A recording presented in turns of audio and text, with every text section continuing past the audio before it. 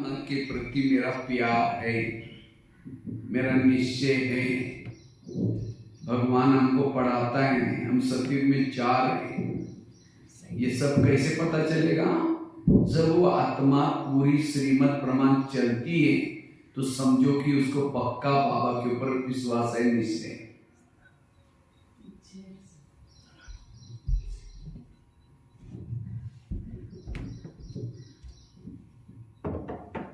इसलिए हमारा निश्चय पक्का होना बहुत जरूरी है। अभी भी कभी मुरली में बाबा कहते हैं, मधुबन में दादिया जो पुराने उनके से भी लिखवाती थी, तुमको निश्चय है। अभी भी गीता में भी कहा है, मुझे पहचानने वाले कोटों में कोई। क्यों कहा है? बाबा को पहचानना मतलब ऐसे नहीं कि मुरली सुन रहे, अमृत उठ रहे। बाबा को पहचानना आता हर श्रीमत का एक्यूरेट पालन करना।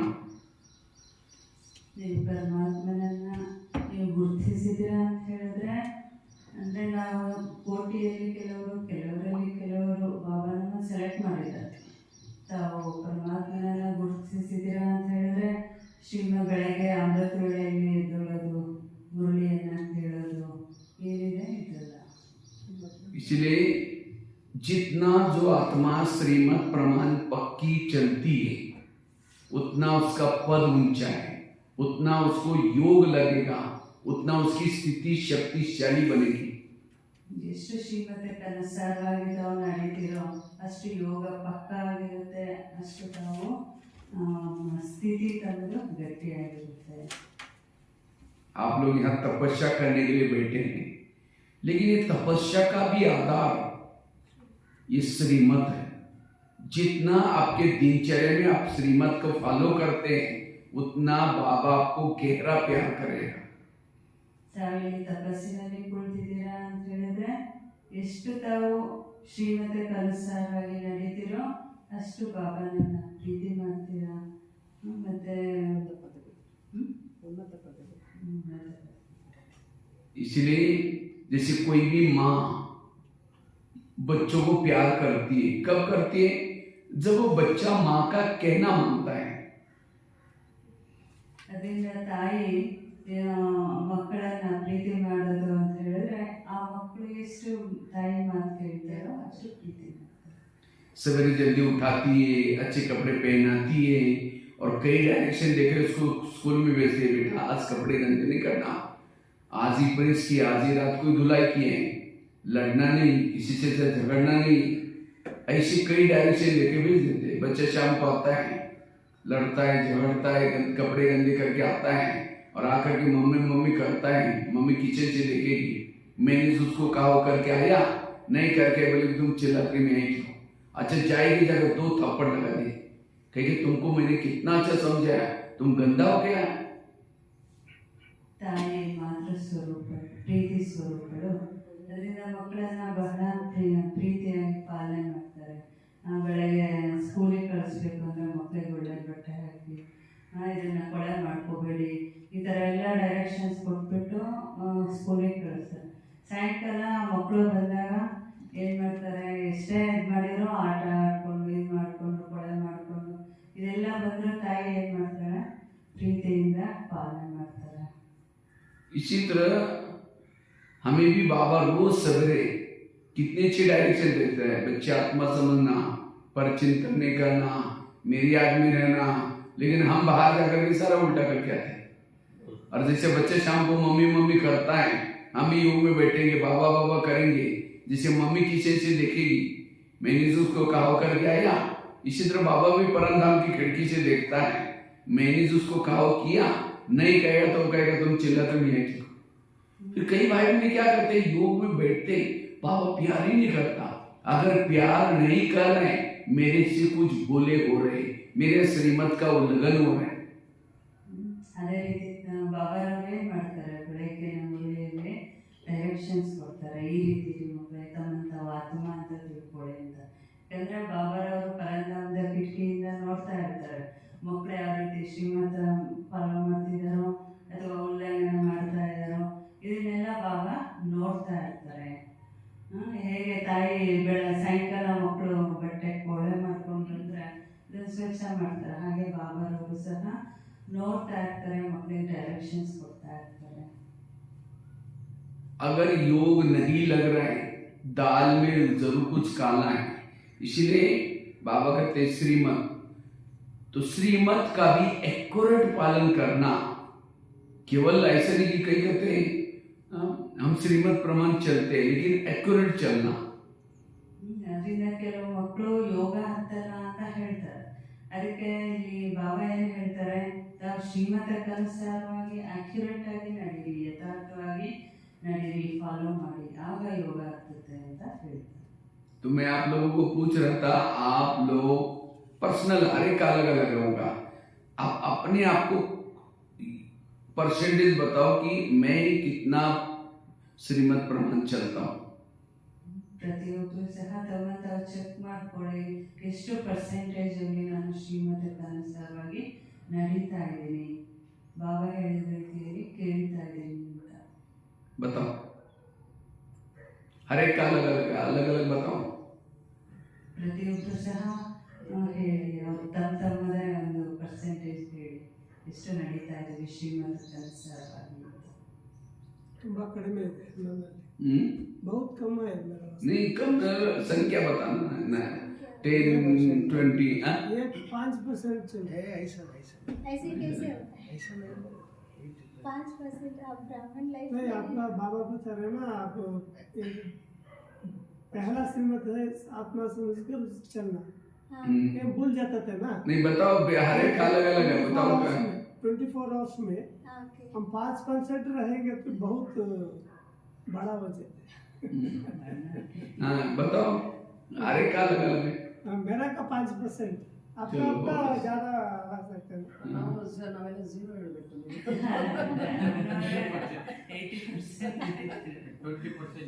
20. अच्छा, और 40%. 40. और 30%. तो ये तो 35 के बाद पास होते हैं. हाँ? राइट बोला, क्योंकि आज हम अमृतवेला किया, अमृतवेला उठे तो सही, लेकिन आंखें बंद करके बैठे, आधे मार के उसके कट हो गए. मुरली सुनी, लेकिन सारा दिन उस मुरली प्रमाण चले ही नहीं, मार के कट हो गए. मुरली के पहले योग नहीं किया, मार के कट हो गए. भोजन खाया पर चिंतन खाया, मार के कट हो गए. श्रीमत की बहुत गहरी परिभाषा है. इसीलिए बाबा कहते हैं, मुझे पहचानने वाले कोटों में कोई. पांडवों ने लास्ट तक को भी कृष्ण को नहीं पहचाना था, साथ में रहते, उनको लगता है युद्ध हमने जीता है. अभी ब्राह्मण कहते मैंने किया, मेरे सेंटर, मेरे जिज्ञासु, भगवान तो बाजू में रह गए. ಅದರಿಂದ ಪರ್ಸೆಂಟೇಜ್ ಹೇಳ್ತಿದ್ದಾರೆ ಅಣ್ಣವರು. 35 ಅಂತ ಹೇಳಿದ್ರೆ ಪಾಸಿಂಗ್ ಮಾರ್ಕ್. ಅಂದರೆ ನಾವು ಬೆಳಗ್ಗೆ ಎದ್ವಿ, ಅಮೃತ ವೇಳೆಯಲ್ಲಿ ಅಂತ ಹೇಳಿದ್ರೆ ಯೋಗ ಮಾಡ್ತಿದ್ವಿ, ಆದರೆ ನಿದ್ದೆ ಮಾಡಿದ್ವಿ ಅಂದರೆ ಮಾರ್ಕ್ಸ್ ಕಟ್ ಆಗುತ್ತೆ. ಅದೇ ರೀತಿ ಮುರಳಿ ಕೇಳಿದ್ವಿ, ಮುರಳಿಗಿಂತ ಮುಂಚೆ ಅರ್ಧ ಗಂಟೆ ಯೋಗ ಮಾಡಲಿಲ್ಲ ಅಂದರೆ ಮಾರ್ಕ್ಸ್ ಕಟ್ ಆಗುತ್ತೆ. ಮುರಳಿ ಕೇಳಿದ್ವಿ, ಇಡೀ ದಿನ ಅದ್ರ ಅನುಭವ ಮಾಡಲಿಲ್ಲ ಅಂದರೆ ಮಾರ್ಕ್ಸ್ ಕಟ್ ಆಗುತ್ತೆ. ಈ ರೀತಿ ಅಣ್ಣವ್ರು ಹೇಳ್ತಾ ಇದ್ದಾರೆ. ಕೋಟೆಯಲ್ಲಿ ಕೆಲವರಲ್ಲಿ ನಮ್ಮನ್ನ ಆರಿಸ್ಕೊಂಡಿದ್ದಾರೆ ಬಾಬಾ ಅಂತ ಹೇಳಿದ್ರೆ, ಬಾಬಾ ಹೇಳ್ತಾರೆ ನಾವು ಭಾಗ್ಯಶಾಲಿಗಳು, ಆದರೆ ನಾವು ಎಷ್ಟು ಪರ್ಸೆಂಟೇಜ್ ಅಲ್ಲಿ ಶ್ರೀಮತಕ್ಕನುಸಾರವಾಗಿ ನಡೀತಾ ಇದ್ದೀವಿ. महाभारत महाभारत महाभारत का जो सुनाया था ना, ಮತ್ತೆ ಪಾಂಡವರು ಏನ್ ಮಾಡಿದ್ರು, ಶ್ರೀಕೃಷ್ಣ ತಮ್ಮ ಜೊತೆನೇ ಇದ್ರು ಸಹ ಅವರ ಮಹಿಮೆಯನ್ನ ಅವರು ತಿಳ್ಕೊಳ್ಳಿಲ್ಲ. ಅದೇ ರೀತಿ ಭಗವಂತ ನಮ್ಮ ಜೊತೆಲಿ ಇದ್ದಾರೆ, ಆದ್ರೆ ನಾವು ಅವಾಗ ಮರ್ತೋಗ್ತೀವಿ ಅಂತ ಹೇಳಿದ್ರೆ ಏನರ್ಥ, ನಾವು ಅವ್ರ ಮಹಿಮೆನ ತಿಳ್ಕೊಳ್ತಾ ಇಲ್ಲ ಅಂತ. इसीलिए बाबा कहते श्री, लेकिन हमारे से श्रीमत का उल्लंघन क्यों होता है? ಯಾಕೆ ಉಲ್ಲಂಘನೆ ಆಗುತ್ತೆ ಶ್ರೀಮತ ನಮ್ಮಿಂದ ಅಂತ ಅನ್ನೋರು ಹೇಳ್ತಿದ್ದಾರೆ. ಯಾಕೆ ಉಲ್ಲಂಘನೆ? श्रीमत का उल्लंघन का पहला कारण है लोक लाज. ಮೊದಲನೇ ಉಲ್ಲಂಘನೆ ಪ್ರಪಂಚದ ಒಂದು ಪ್ರಜ್ಞೆ, ಮರ್ಯಾದೆಗಳು, ಪ್ರಾಪಂಚಿಕ ಮರ್ಯಾದೆಗಳು. लोक लाज आती है. दूसरा ಲೋಕಲಜ್ಜೆ ಅಂದ್ರೆ ನಾವು ಪ್ರಪಂಚಕ್ಕೆ ಸಮಾಜಕ್ಕೆ ಹೆದರ್ತೀವಿ. दूसरा डोंट केयर करते हैं, चलता है, हम तो नए नए हैं, ಮತ್ತೆ पुरुषार्थी है. ಹೊಸದಾಗಿ ಬಂದಿದ್ದೀವಿ ಅಂತ ಹೇಳಿದ್ರೆ ಜ್ಞಾನದಲ್ಲಿ ನಾವಿನ್ನೂ ಪುರುಷಾರ್ಥಿಗಳು ನಮ್ಮನ್ನೇನು ಯಾರೇನು ನೋಡಲ್ಲ ಅಂತ ಹೇಳ್ಬಿಟ್ಟು ಡೋಂಟ್ ಕೇರ್ ಅಂತ ಹೇಳಿಬಿಟ್ಟು ಮುಂದುವರಿತಾರೆ. सीता कमजोर क्यों बनी? क्योंकि उसने श्रीमत का उल्लंघन किया, रेखा का उल्लंघन किया, रावण उठा के लेके गया. ಯಾಕೆ ಸೀತಾ ಮಾತೆ ಇದು ಮಾಡಿದ್ರು ಅಂತ ಹೇಳಿದ್ರೆ ಬಲಹೀನ ಯಾಕಾದ್ರು? ಸೀತಾ ಮಾತೆ ಬಲಹೀನ ಯಾಕಾದ್ರು? ಯಾಕೆ ಬಲಹೀನ ಅಂತ ಹೇಳಿದ್ರೆ ಅವರು ಏನ್ ಮಾಡಿದ್ರು, ಗೆರೆ ದಾಟಿದ್ರು ಲಕ್ಷ್ಮಣ ರೇಖೆ, ಅದಕ್ಕೆ ರಾವಣ ಎತ್ಕೊಂಡದ.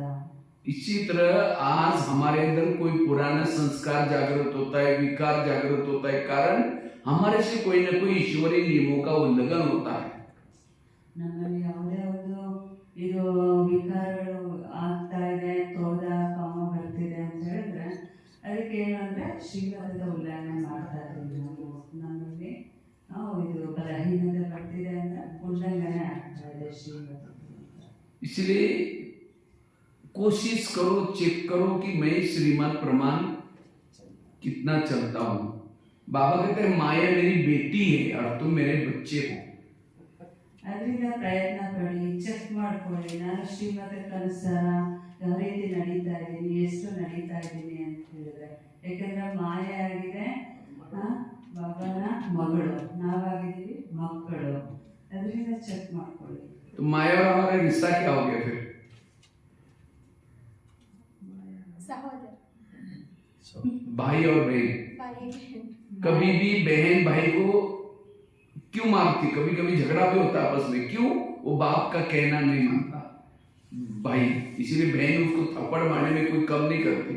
इसी तरह माया भी हमें थप्पड़ कब मारते, कब आते? जब हम बाबा के श्रीमत का उल्लंघन करते हैं. ಅಂದಮೇಲೆ ಮಾಯೆಯ ಸಂಬಂಧ ನಮ್ಮೊಂದಿಗೆ ಏನಾಯ್ತು, ಸಹೋದರಿ. ಅಂದಮೇಲೆ ಸಹೋದರಿ ಏನ್ ಮಾಡ್ತಾಳೆ, ಒಂದು ಸಹೋದರರೊಂದಿಗೆ ಏನಾದ್ರು ತಪ್ಪು ಮಾಡಿದ್ರೆ ಕೆನ್ನೆಗೆ ಹೊಡಿತಾರೆ. ಅದರಿಂದ ಮಾಯನೇ ಇಟ್ಟಿರೋದು ಭಾವ, ನಾವು ಯಾವಾಗ ಉಲ್ಲಂಘನೆ ಮಾಡ್ತೀವೋ ಆಗ ಕೆನ್ನೆಗೆ ಹೊಡಿತೀವಿ. जब कभी माया ने आपको थप्पड़ मारी, आप गाल को पकड़ करके 3-4 दिन पीछे जाओ, जरूर आपने अमृतोला मिस किए हैं, जरूर कोई ना कोई नियम का उल्लंघन किया है, तब माया ने थप्पड़ मारे. माया ऐसी थप्पड़ नहीं मारती. ಮಾಯೆ ಏನು ಕೆನ್ನೆ ಕೊಡುತ್ತೆ ಅಂತ ಹೇಳಿದ್ರೆ ನಾವೇನಾದ್ರೂ ಶ್ರೀಮತ ಉಲ್ಲಂಘನೆ ಮಾಡಿದ್ರೆ ಮಾತ್ರ ನಾವೇನ್ ಮಾಡ್ತೀವಿ, ಹಿಂದೆ ಸರಿತೀವಿ 2-3 ಹೆಜ್ಜೆ. ಅದರಿಂದ ಚೆಕ್ ಮಾಡ್ಕೊಳ್ಳಿದೆ. ಅಮೃತ ವೇಳೆಯಲ್ಲಿ ಎದ್ವಿ, ಯೋಗ ಮಾಡಲಿಲ್ಲ, ಅವಾಗ ಏನಾಗುತ್ತೆ, ಮಾಯೆ. इसलिए आज से पक्का प्रतिज्ञा करो, माया बहन, आज से हम कभी भी नियमों का उल्लंघन नहीं करेंगे. ಅದರಿಂದ ಪಕ್ಕ ಇವತ್ತು ಪ್ರತಿಜ್ಞೆ ಮಾಡಿ, ಮಾಯಾ ಬಹನ್ ಏನ್ ಸಹೋದರಿ ಇದ್ರೂ ಅವರು ಯಾವತ್ತೂ ನಮ್ಗೆ ಹೊಡಿಬಾರ್ದು. ಚೆಕ್ ಮಾಡ್ಕೊಳ್ಳಿ. आप अमृतोला उठ रहे, रोज मुरली सुन रहे, योग लगा रहे, तो माया तो ताली बजाते, वहां मेरा भैया आज कितनी अच्छी कमाई कर रहे हैं, उसको तो खुशी होती. ಅದರಿಂದ ನಾವು ಶ್ರೀಮತ ಅನುಸಾರವಾಗಿ ನಡೀತಾ ಇದ್ದೀವಿ, ಬೆಳಗ್ಗೆ ಎದ್ವಿ, ಅಮೃತ ವೇಳೆ ಮುರಳಿ ಕೇಳಿದ್ವಿ, ಅದರಂತೆ ನಡೀತಾ ಇದ್ದೀವಿ ಅಂದ್ರೆ ನಾವು ಏನ್ ಮಾಡ್ತಿದೀವಿ, ಲಾಭ ಗಳಿಸ್ಕೊಳ್ತಾ ಇದೀವಿ, ಸಂಪಾದನೆ ಮಾಡ್ಕೊಳ್ತಾ ಇದೀವಿ. ಅವಾಗ ನಮ್ಮ ಸಹೋದರಿ ಮಾಯೆಗೂ ಸಹ ಖುಷಿ ಆಗುತ್ತೆ. ಇದು ಅದು ಚಪ್ಪಾಳೆ. इसलिए हमें श्रीमत का पालन करना बहुत जरूरी है, और जितना श्रीमत का पालन करेंगे वो है मातेले बच्चे. ಅದರಿಂದ ನಾವು ಶ್ರೀಮತಕ್ಕೆ ಅನುಸಾರವಾಗಿ ನಡೆಯೋದ್ರಿಂದ ಬಹಳ ಮಹತ್ವಪೂರ್ಣ ಆಗಿದೆ. ಎಷ್ಟು ನಡೀತೀವೋ ಅಷ್ಟು ನಾವು ಸ್ವಂತ ಮಕ್ಕಳಾಗ್ತೀವಿ ಬಾಬಾರವ್ರಿಗೆ. सौतेले बच्चे जाते हैं त्रेता युग में, मातेले जाते हैं सतयुग में. ನಮ್ಗೆ ತಿಳಿತಲ್ಲ, ಬೆಳಗ್ಗೆ ಮುರಳಿ ಬಾಬಾ ಹೇಳಿದ್ರು, ಯಾರು ಸ್ವಂತ ಮಕ್ಕಳು ಅವರು ಸತ್ಯುಗಕ್ಕೆ ಹೋಗ್ತಾರೆ, ಯಾರು ಮಲತಾಯಿ ಮಕ್ಕಳಿದಾರೆ ಅವ್ರು ತ್ರೇತಾಯುಗ, ಇದು ದ್ವಾಪರ ಯುಗಕ್ಕೆ. कई बार मैं जब ट्रेनों में, बसों में कहीं बाहर जाता हूँ, बैच दे करके कई लोग बोलते अच्छा ब्रह्मा कुमारी से हम भी चलते हैं, हम भी ब्रह्मा कुमारी में जाते हैं. हमने कहा रोज आप मुरली के लिए जाते? मुरली के लिए नहीं जाते, अमृतोला उठते हैं. अमृतोला क्या होता है? माउंट आबू जाते हैं नहीं. अब काय का मानते हैं फिर? भगवान को मानना अर्थात उसके श्रीमत प्रमाण चलना, उसके नियमों प्रमाण चलना, उसको कहेंगे भगवान को मानते हैं, भगवान को पहचान लिया. ಟ್ರೈನಲ್ಲಿ ಬಸ್ಸಲ್ಲಿ ಅನೇಕ ವೇಳೆ ಅಣ್ಣ ಹೋಗುವಾಗ ಅಚ್ಚ ನೀವು ಬ್ರಹ್ಮಕುಮಾರ ಬ್ಯಾಡ್ಜ್ ನೋಡಿ ಹೇಳ್ತಾರೆ, ಬ್ರಹ್ಮಕುಮಾರ ಅಂತ, ಬ್ರಹ್ಮಕುಮಾರಿ ಅಂತ. ಮತ್ತೆ ನಾವು ಬ್ರಹ್ಮಕುಮಾರಿಸ್ ಹೋಗ್ತೀವಿ ಅಂತ ಹೇಳ್ತಾರಂತೆ.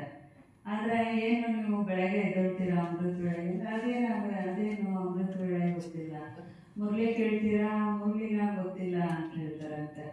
ಅಂದರೆ ಅವರು ಯಾರು ಭಗವಂತನನ್ನ ಒಪ್ಕೊಂಡಿರ್ತಾರೋ ಅವರು ಶ್ರೀಮತಕ್ಕನುಸಾರವಾಗಿ ನಡೀತಾರೆ, ಮುರಳಿ ಕೇಳ್ತಾರೆ.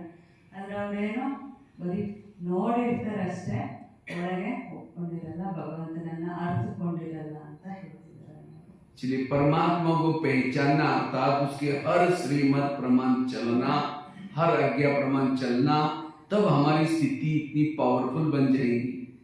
ಪರಮಾತ್ಮನನ್ನ ನಾವು ಗುರುತಿಸಿದೀವಿ ಅಂತ ಹೇಳಿದ್ರೆ ಅವರ ಶ್ರೀಮತಕ್ಕನುಸಾರವಾಗಿ ನಡೆಯೋದು, ಮುರಳಿಯಲ್ಲಿ ಏನು ಹೇಳ್ತಾರೋ ಅದರಂತೆ ನಡೆಯೋದು ಇದಾಗಿದೆ. ಭಗವಂತನನ್ನು ಒಪ್ಪಿಕೊಂಡು ಅವರಂತೆ ನಡೆಯೋದು, ನೆನಪು ಮಾಡೋದು. हर कर्म यथार्थ रूप में करना.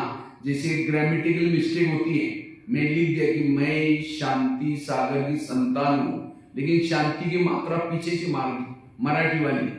हिंदी वाला मार्क कट कर देगा, कहेगा ये ग्रामेटिकल मिस्टेक है. ನಾನು ಪರಮಾತ್ಮನ ಮಗು ಅನ್ನೋದೇನಿದೆ, ಈ ಮರಾಠಿಯಲ್ಲಿ ಅದು ಗ್ರಾಮಟಿಕಲ್ ಮಿಸ್ಟೇಕ್ ಹಿಂದೆ ಹೋಗುತ್ತೆ, ಹಿಂದಿಯಲ್ಲಿ ಮುಂದೆ ಬರುತ್ತೆ. ಅದರ ಬಗ್ಗೆ ಹೇಳ್ತಿದ್ದಾರೆ. शब्द लिख दिया, मैं शांति सागर की संतान हूँ, शांति की मात्रा पीछे से मार दी.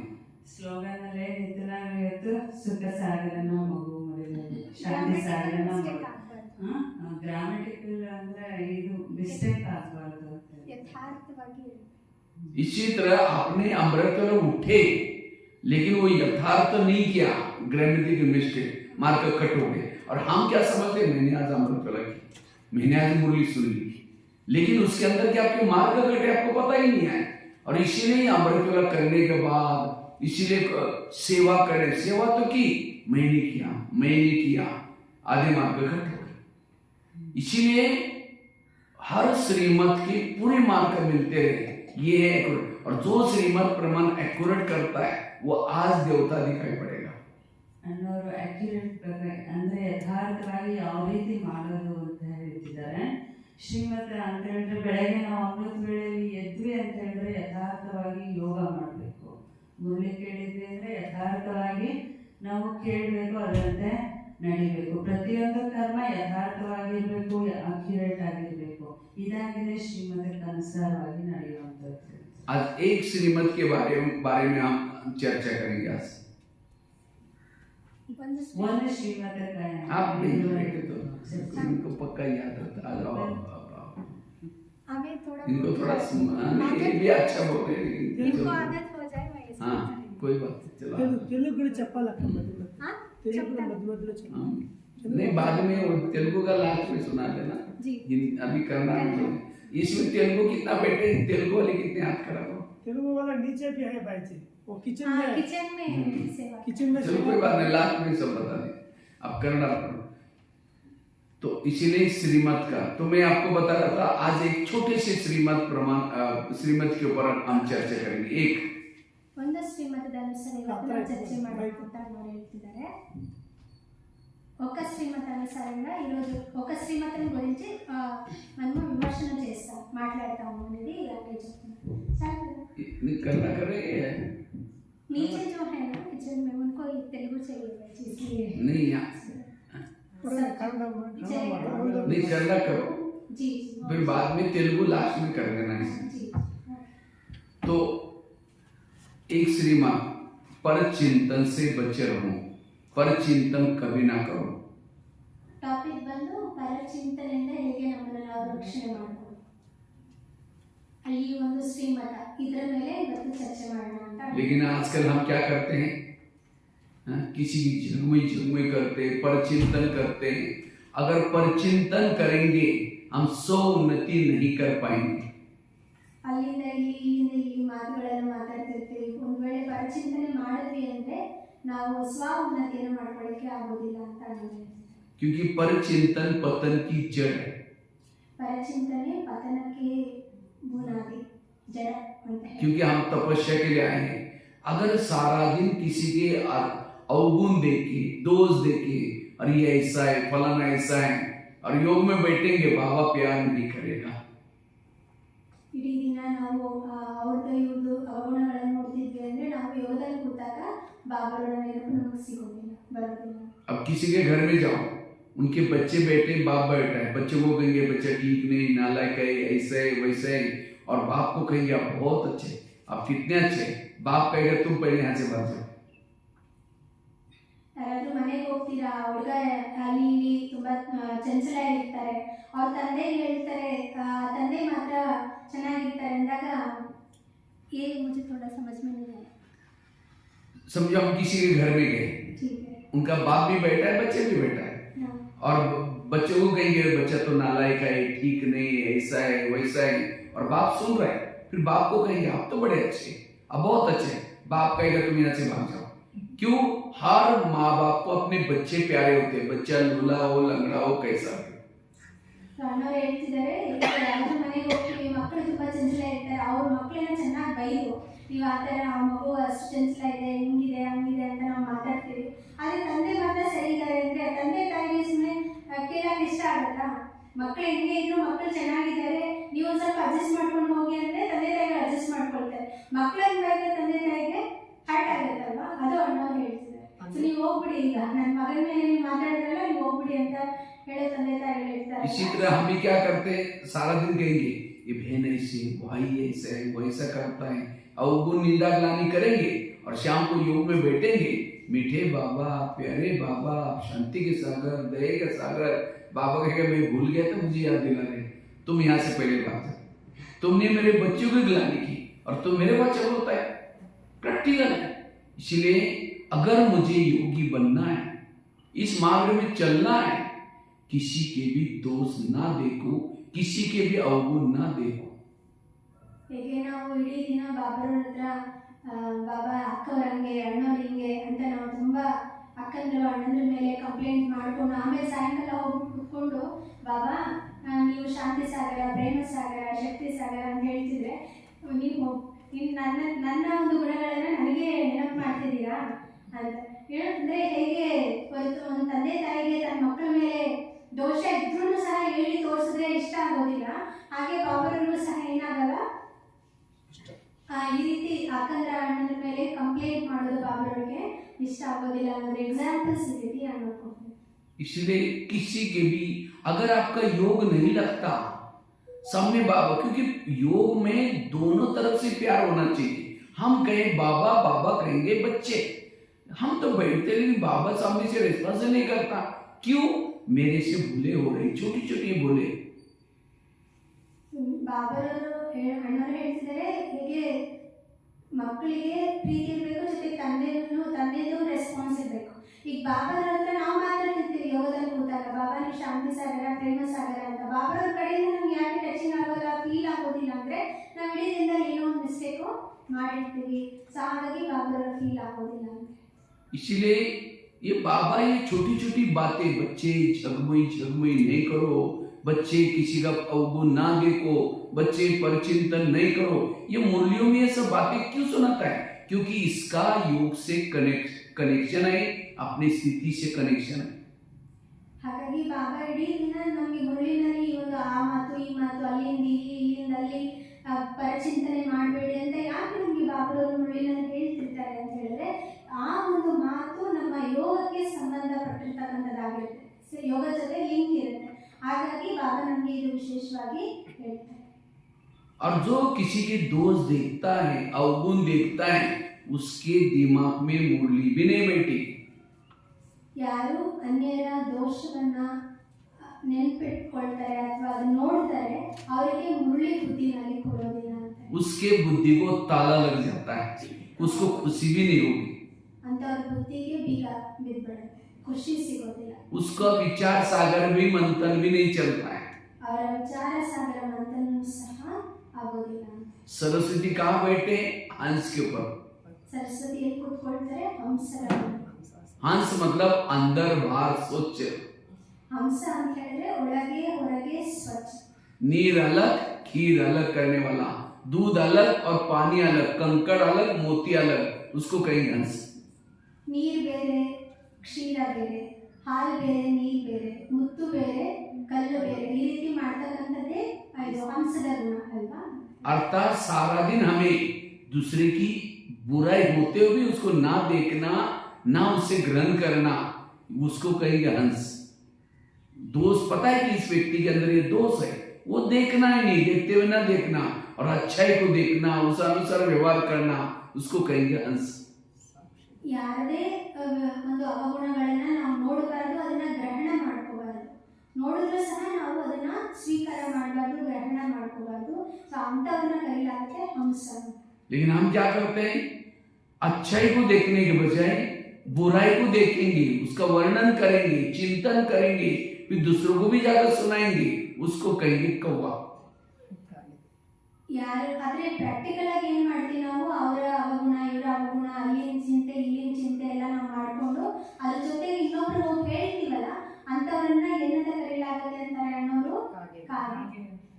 तो कौवे के ऊपर तो सरस्वती माँ बैठी नहीं ना, ಸೊ ಅಂತ ಕಾಗೆ ಮೇಲೆ ಸರಸ್ವತಿ ಹೇಗೆ ಕೂತ್ಕೊಳ್ತಾರೆ ಅಂತ ಹೇಳ್ತಾರೆ. हाँ, दो चार मिल करके फलाने ऐसे वैसे उसने ऐसा किया, हाँ, धीरे से देखेंगे, पहले इधर उधर नजर डालेंगे, इधर कोई सुन तो नहीं रहा है, और नजदीक जाकर के परचिंतन करेंगे, हाँ।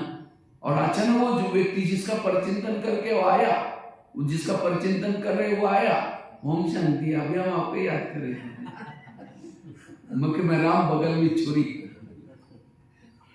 ಸೊ ಅಣ್ಣ ಹೇಳಿ ನಿಮ್ಗೆ ಅರ್ಥ ಆಗೋಯ್ತು. ಅಂದ್ರೆ ಈಗ ಇಬ್ರು ಒಬ್ರಿಗೊಬ್ರು ಇನ್ನೊಬ್ರ ಬಗ್ಗೆ ಮಾತಾಡ್ತಿರ್ತಾರೆ, ಅವ್ರ ಹಿಂದೆ ನಿಂತ್ಕೊಂಡು ಕೇಳ್ತಿರ್ತಾರೆ. ಅವ್ರ ಎದುರುಗಡೆ ಬಂದ ತಕ್ಷಣ ಏನಂತಾರೆ, ನಾವಿವಾಗ ನಿಮ್ಮ ಬಗ್ಗೆ ನೆನಪು ಮಾಡ್ಕೊಳ್ತೀವಿ, ಓಂ ಶಾಂತಿ. ಅಂದ್ರೆ ಎದುರುಗಡೆ ರಾಮ ರಾಮ ಅನ್ನೋದು, ಹಿಂದೆಗಡೆ ಸೂರ್ಯ ಹಾಕೋದು, ಈ ರೀತಿ ಮಾಡ್ತಾರೆ. इसलिए अगर मुझे योगी बनना है, बाबा से प्यार लेना है, मुझे सबके, क्योंकि बाबा की कल ना टीचर बहनों के लिए एक मुरली चल रही, बड़े सुंदर थी। बाबा ने कहा, मैं लास्ट मन के का भी मैं अच्छाई देखता हूँ, गुण देखता हूँ, हर इंसान में गुण है, हर व्यक्ति के अंदर अच्छाई है, वो अच्छाई को देखो, बुराई को ना देखो। जो बुराई को देखता है उसके प्रति भाई भाई की जो दृष्टि है, भावना है, वो हमारी खत्म हो जाती है। ಸೊ ಅದಕ್ಕೆ ಅಣ್ಣವರು ಹೇಳ್ತಿದ್ದಾರೆ, ನಾನು ಯೋಗ ಮಾಡಬೇಕು ಅಂತ ಹೇಳಿದ್ರೆ ಒಳ್ಳೆಯದನ್ನು ನೋಡಬೇಕು. ಮೊನ್ನೆ ಟೀಚರ್ಸ್ ಪಟ್ಟಿನಲ್ಲಿ ಒಂದು ಮುರಳಿ, ಅಗತ್ಯ ಮುರಳಿ ನುಡಿಸಲಾಗಿತ್ತು. ಅದರಲ್ಲಿ ವಿಶೇಷವಾಗಿ ಬಾಬಾ ಏನು ಹೇಳ್ತಿದ್ರು ಅಂದರೆ, ಕೊನೆ ಮಗುವಿನಲ್ಲೂ ಸಹ ನಾನು ಗುಣ ನೋಡ್ತೀನಿ. ಹಾಗಾಗಿ ನಮ್ಮ ಕರ್ತವ್ಯ ಏನು, ನಾವು ಸಹ ಎಲ್ಲರಲ್ಲೂ ಸಹ ಗುಣವನ್ನೇ ನೋಡಬೇಕು. परचिंतन करने वाला, जिसका परचिंतन किया, जिसके दोष देखे, उसका भगत बन जाएगा।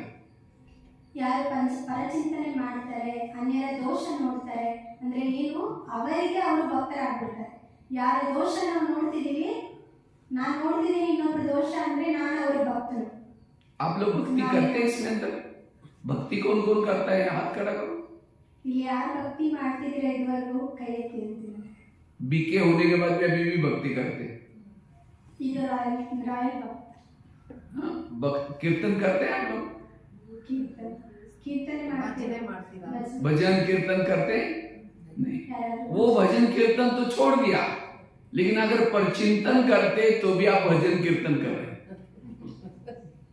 ಹಾಗಾದ್ರೆ ಆ ಭಕ್ತಿ ಬಿಟ್ರೆ ಪರಚಿಂತನೆ ಮಾಡ್ತಿದ್ದಾರೆ ಅಂತಂದ್ರೆ ಅಣ್ಣವರು ಏನ್ ಹೇಳ್ತಾರೆ, ಇದು ಒಂದು ರೀತಿ ಭಕ್ತಿ.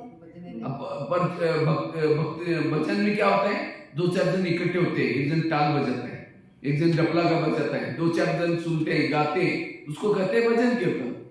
ಸೊ ಭಜನೆ ಕೀರ್ತನೆಯಲ್ಲಿ ಏನ್ ಮಾಡ್ತಾರೆ, ಒಬ್ರು ತಬಲಾ ಬರೆಸ್ತಾರೆ, ಒಬ್ರು ಗೆಜೆ ಹಾಕ್ತಾರೆ, ಒಬ್ರೊಬ್ರು ಒಂದೊಂದು ಇನ್ಸ್ಟ್ರೂಮೆಂಟ್ ನ ಇಟ್ಕೊಂಡು ಸೌಂಡ್ ಮಾಡ್ತಾರಲ್ಲ.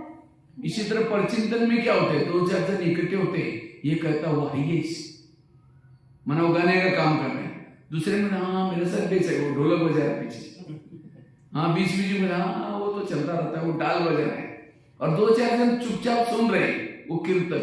अगर 1 घंटा 10-15 मिनट भी किसी का परचिंतन किया, उसी 4-5 लोगों को जिसका परचिंतन किया, द्वापर में उसका जहां मंदिर बनेगा उसी गांव में जन्म लेना पड़ेगा, और 1 जन्म तक गाना पड़ेगा, हे देवी तुम बड़ी महान हो। जिसने हाँ में आमला वो ढोलक बजाने का काम करेगा, तो कितना बड़ा घाटा हो गया। इसलिए किसी का भी परचिंतन मत करो, अगर करना है आपस में मिलो। बाबा ने आज मुरली में ऐसा कहा, बाबा ने वो भगत बनेंगे, लेकिन शिव के भगत बनेंगे। ಚಿಂತನೆ ಒಂದು ಆಳವಾದ ಒಂದು ಕರ್ಮ ಫಿಲಾಸಫಿ ಅನ್ನೋರು ಇವತ್ತು ನಮ್ಗೆ ತಿಳಿಸ್ತಿದ್ದಾರೆ.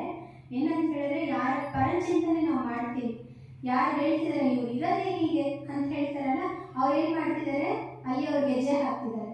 ಅದ್ರ ಜೊತೆಗೆ ಹೌದೌದು ನನ್ನ ಜೊತೆನೂ ಹಿಂಗೆ ಮಾಡಿದ್ರು ಅಂತ ಯಾರು ಹೇಳ್ತಾರೆ ಅವರು ತಬಲ ಬಾರಿಸ್ತಿದ್ದಾರೆ. ಆನಂತರ ಅದ್ರ ಜೊತೆಗೆ ಹೌದು ನಾನು ಹಂಗೆ ಅಂತ ತಲೆ ಆಡಿಸೋರು ಇರ್ತಾರಲ್ಲ ಪಕ್ಕದಲ್ಲಿ ಕೂತ್ಕೊಂಡು ಹಿಂಗೇನು ಮಾತಾಡಲ್ಲ, ತಲೆ ಆಡಿಸ್ತಾರೆ. ಅವ್ರೇನು ಮಾಡ್ತಾರೆ, ಅದಕ್ಕೆ ಇನ್ನೊಂದು ಸಣ್ಣ ಇನ್ಸ್ಟ್ರೂಮೆಂಟ್ ಯಾವುದೋ ಒಂದು ಇಟ್ಕೊಂಡು ಹಾಡ್ತಾರೆ. ಬಾಕಿ ಪಕ್ಕದಲ್ಲಿ ಕೂತ್ಕೊಂಡು 3-4 ಜನ ಕೂತ್ಕೊಂಡು ಕೇಳ್ತಾರಲ್ಲ ಅವರು ಕೀರ್ತನೆ ಹೇಳ್ತಾರೆ. ಹೀಗೆ ಇದರ ಪರಿಣಾಮ ಏನು ನಮಗೆ ಸಿಗತ್ತೆ ಅಂತ ಹೇಳಿದ್ರೆ, ದ್ವಾಪರ ಯುಗದಲ್ಲಿ ಯಾರ ಒಂದು ಪರಚಿಂತನೆ ನಾವು ಮಾಡ್ತಿದ್ದೀವಿ ಅವರ ದೇವತಾ ಸ್ವರೂಪದ ಮುಂದೆ ಹೋಗಿ ನಾವು ಒಂದು ಜನ್ಮ ಫುಲ್ಲು ಆಗ ಮಾಡ್ತಕ್ಕಂಥದ್ದು ಸಂಗಮಯುಗದ ಸಮಯದಂದು ನೆಕ್ಸ್ಟ್ ಇಡೀ ಕಲ್ಪದ್ದು ಬಾಬಾ ನಮ್ಗೆ ಹೇಳೇ ಇದ್ದಾರೆ. ಸಮಯದ ಅನುಸಾರ ಅಣ್ಣವರು ಇದೇ ನಮ್ಗೆ ಇಲ್ಲಿ ಸ್ಪಷ್ಟ ಮಾಡ್ತಿದ್ದಾರೆ. ಒಂದು ಜನ್ಮ ಫುಲ್ಲು ನಾವೇನ್ ಮಾಡ್ಬೇಕಾಗತ್ತೆ, ಅವ್ರಿಗೋಸ್ಕರ ಡೋಲ ಬಾರಿಸ್ಬೇಕಾಗತ್ತೆ, ಗೆಜ್ಜೆ ಸೌಂಡ್ ಮಾಡ್ಬೇಕಾಗತ್ತೆ, ಕೀರ್ತನೆ ಹೇಳ್ಬೇಕಾಗತ್ತೆ. ಇದರ ಫಲ ನಮ್ಗೆ ಈ ರೀತಿ ಇರುತ್ತೆ. ಅದೇ ಬದಲಾಗಿ ನಾವೇನ್ ಮಾಡ್ಬೋದು, ಆ ಜಾಗದಲ್ಲಿ ಕೂತ್ಕೊಂಡು ಬಾಬಾರು ಇವತ್ತಿನ ಈ ರೀತಿ ಮುರಳಿ ಹೇಳಿದ್ರು, ಈ ರೀತಿ ನಮ್ಗೆ ಬಾಬಾ ನಮ್ಗೆ ಮಹಾವಾಕ್ಯ ತಿಳಿಸಿದ್ರು. ಇದೇನಾಗುತ್ತೆ, ಈ ಒಂದು ಚಿಂತನೆ ನಮ್ಮನ್ನ ದ್ವಾಪರ ಯುಗದಲ್ಲಿ ಭಕ್ತರು ಮಾಡಿದ್ರು ಸಹ ನಾವು ಶಿವನಿಗೆ ಬರ್ತೀವಿ. और जो सारा दिन ऐसा किसी के दोष देखता है, अवगुण देखता है, योग में बैठता है, आत्मचिंतन परमात्मा चिंतन नहीं होगा. ಸೊ ಈ ರೀತಿ ಯಾರು ಆತ್ಮೀಯ ಚಿಂತನೆ ಪರಚಿಂತನೆ ಮಾಡ್ತಿರ್ತಾರೆ ಅಂತವ್ರು ಯೋಗದಲ್ಲಿ ಕೂತಾಗ ಆತ್ಮ ಪರಮಾತ್ಮನ ಚಿಂತನೆ ಬಿಟ್ಟು ಬಾಕಿ ಎಲ್ಲ ಚಿಂತನೆಗಳು ಬಂದ್ಬಿಟ್ಟು योग में नींद आएगी, या फिर वायुमंडल खराब करेंगे. ಇಲ್ಲಿ ಸೆಲ್ಫ್ ಚೆಕಿಂಗ್ ಮಾಡ್ಕೊಳ್ತಾ ಮಿರರ್ ಅಲ್ಲಿ ಅಣ್ಣವರು ತೋರಿಸ್ತಿದ್ದಾರೆ. ಸೊ ಅದರಲ್ಲಿ ನಾನು ಕರೆಕ್ಟ್ ಇದೆಯಾ, ಮ್ಯಾಚ್ ಆಗ್ತಿದೆಯಾ ಇಲ್ವಾ ಅನ್ನೋ ಸ್ಪಷ್ಟೀಕರಣ ಬೇಕಾ ಅನ್ನೋದನ್ನ ನಾವಿಲ್ಲಿ ಮಾಡ್ಕೋಬೇಕಾಗತ್ತೆ.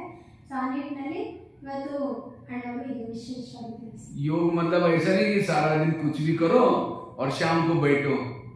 सारा दिन जितना बाबा के जो नियम संयम है, इनके प्रमाण चल करके फिर बैठना है योग में. ಇಡೀ ದಿನ ಏನೇನೋ ಮಾಡಿ ಅನಂತರ ಕೂತ್ಕೊಂಡು ಯೋಗ ಮಾಡಿದ್ರೆ ಆಗೋದಿಲ್ಲ. ಸೊ ಇಡೀ ದಿನ ಶ್ರೀಮತವನ್ನ ನಾವು ಫಾಲೋ ಮಾಡಿದಾಗ ಸಂಜೆ ಯೋಗದಲ್ಲಿ ಕೂತಾಗ ಅದರ ಪ್ರತಿಫಲವನ್ನ ನಾವು ಫ್ರೂಟ್ 84 जन्मों की सीढ़ियां में उतरे, 5000 साल लगे. इसी सीढ़ी को ऊपर चढ़ना है, हमको एक जन्म मिला हुआ. ಹೇಗೆ 5,000 ವರ್ಷ ಇಡಿಸುತ್ತೆ ಮೇಲಿನ ಕೆಳಗೆ ಮೆಟ್ಲಲ್ಲಿ. ಒಂದು ಜನ್ಮದಲ್ಲಿ ನಾವು ಏನ್ ಮಾಡ್ತೀವಿ, ಮೇಲೆ ಹಾಕ್ತಿರ್ತೀವಲ್ಲ. थोड़ा योग लगाया, सीढ़ी चढ़ गई. थोड़ा सेवा की, सीढ़ी ऊपर चढ़ गई. थोड़ा सा किसी का परचिंतन किया, जितनी सीढ़ी चढ़ी थी उतना नीचे. अब यही करते रहेंगे, चढ़ते रहेंगे, उतरते रहेंगे, चढ़ते, बीच में लटक जाएंगे. इसीलिए अब मुझे कोई भी ऐसा काम न करना जिससे सीढ़ी नीचे उतरो. ಹೇಗೆ ಸ್ವಲ್ಪ ಯೋಗ ಮಾಡಿದ್ವಿ ಮೆಟ್ಲು ಹತ್ತೀವಿ, ಸ್ವಲ್ಪ ಸೇವೆ ಮಾಡಿದ್ವಿ ಇನ್ನೊಂದು ಸ್ವಲ್ಪ ಮೆಟ್ಲು ಹತ್ತೀವಿ, ಪರಿಚಿಂತನೆ ಮಾಡಿದ್ರೆ ಟೋಟಲಿ ಇಳಿತು. ಹಾಗಾಗಿ ಅಣ್ಣವ್ರು ಏನು ಹೇಳ್ತಿದ್ದಾರೆ, ಸೊ ಈಗ ನಾವು ಈ ಒಂದು ಸಂಕಲ್ಪ ಮಾಡಬೇಕು, ನಾನು ಮತ್ತೆ ಕೆಳಗೆ ಇಳಿಬಾರ್ದು, ಮೆಟ್ಲು ಹತ್ತತಾನೆ ಇರಬೇಕು. ಆ ರೀತಿ ದೃಢ ಸಂಕಲ್ಪ ಮಾಡಬೇಕು. परचिंतन करने से वायुमंडल खराब हो जाता है. ಪರಿಚಿಂತನೆ ಮಾಡೋದ್ರಿಂದ ವಾಯುಮಂಡಲವು ಸಹ ಹಾಳಾಗುತ್ತೆ. कई कहते हम नहीं करते, कोई आकर के सुनाता तो क्या करे. ಕೆಲವರು ಏನಂತಾರೆ, ದೋಷ ನಾವೇನು ಮಾಡೋದಿಲ್ಲ, ಅನ್ಯರು ಅವರು ಇವರು ಬಂದು ಹೇಳ್ತಾರೆ, ಏನು ಮಾಡೋದು. क्यों सुनाता है, हम सीरियल अच्छा अच्छा और क्या हुआ.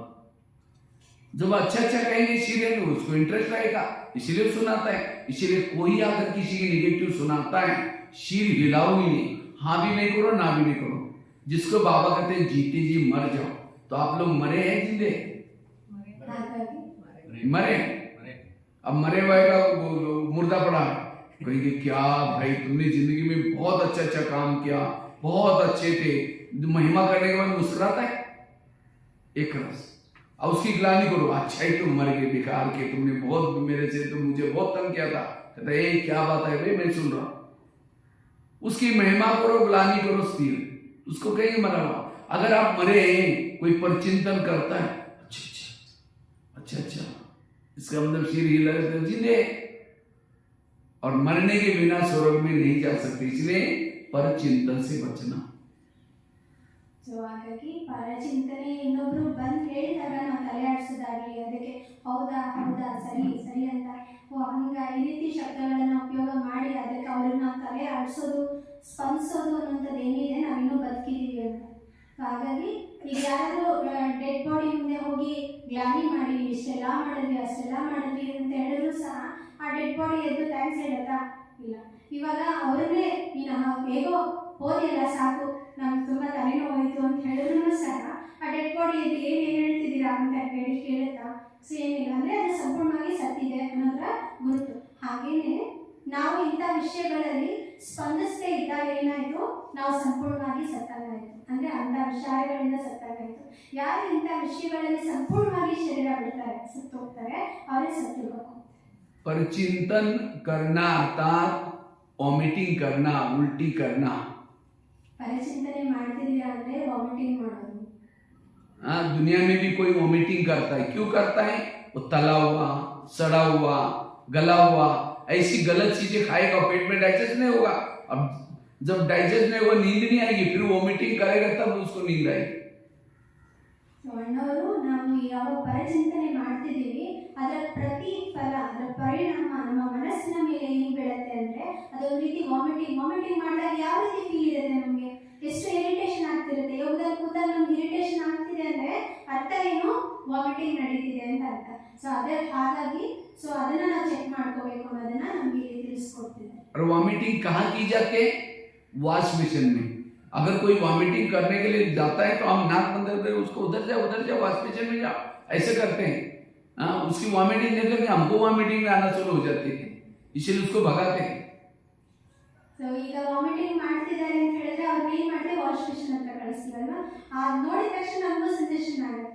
ಸೊ ಹಾಗಾಗಿ ಅದು ಅದಕ್ಕೆ ಹೇಳಿದ ಅನ್ನೋದು ವಾತಾವರಣ ಹಾಳಾಗುತ್ತೆ, ಪರಚಿಂತನೆ ಮಾಡೋದು ಇದಕ್ಕೆ ಲಿಂಕ್ ಮಾಡ್ತಿದ್ದಾರೆ. ನಾವು ಅದನ್ನ ಸ್ಪಷ್ಟೀಕರಣ ಹೇಗೆ ಮಾಡ್ಕೋಬೇಕು, ಸೆಲ್ಫ್ ಚೆಕಿಂಗ್ ಹೆಂಗ್ ಮಾಡ್ಕೋಬೇಕು ಅನ್ನೋದಕ್ಕೆ ಈ ರೀತಿ ನಮಗೆ ಲಿಂಕ್ ಮಾಡಿ. इसी तरह आज हम भी परचिंतन करते हैं, वॉमिटिंग करते हैं. क्या करते हैं?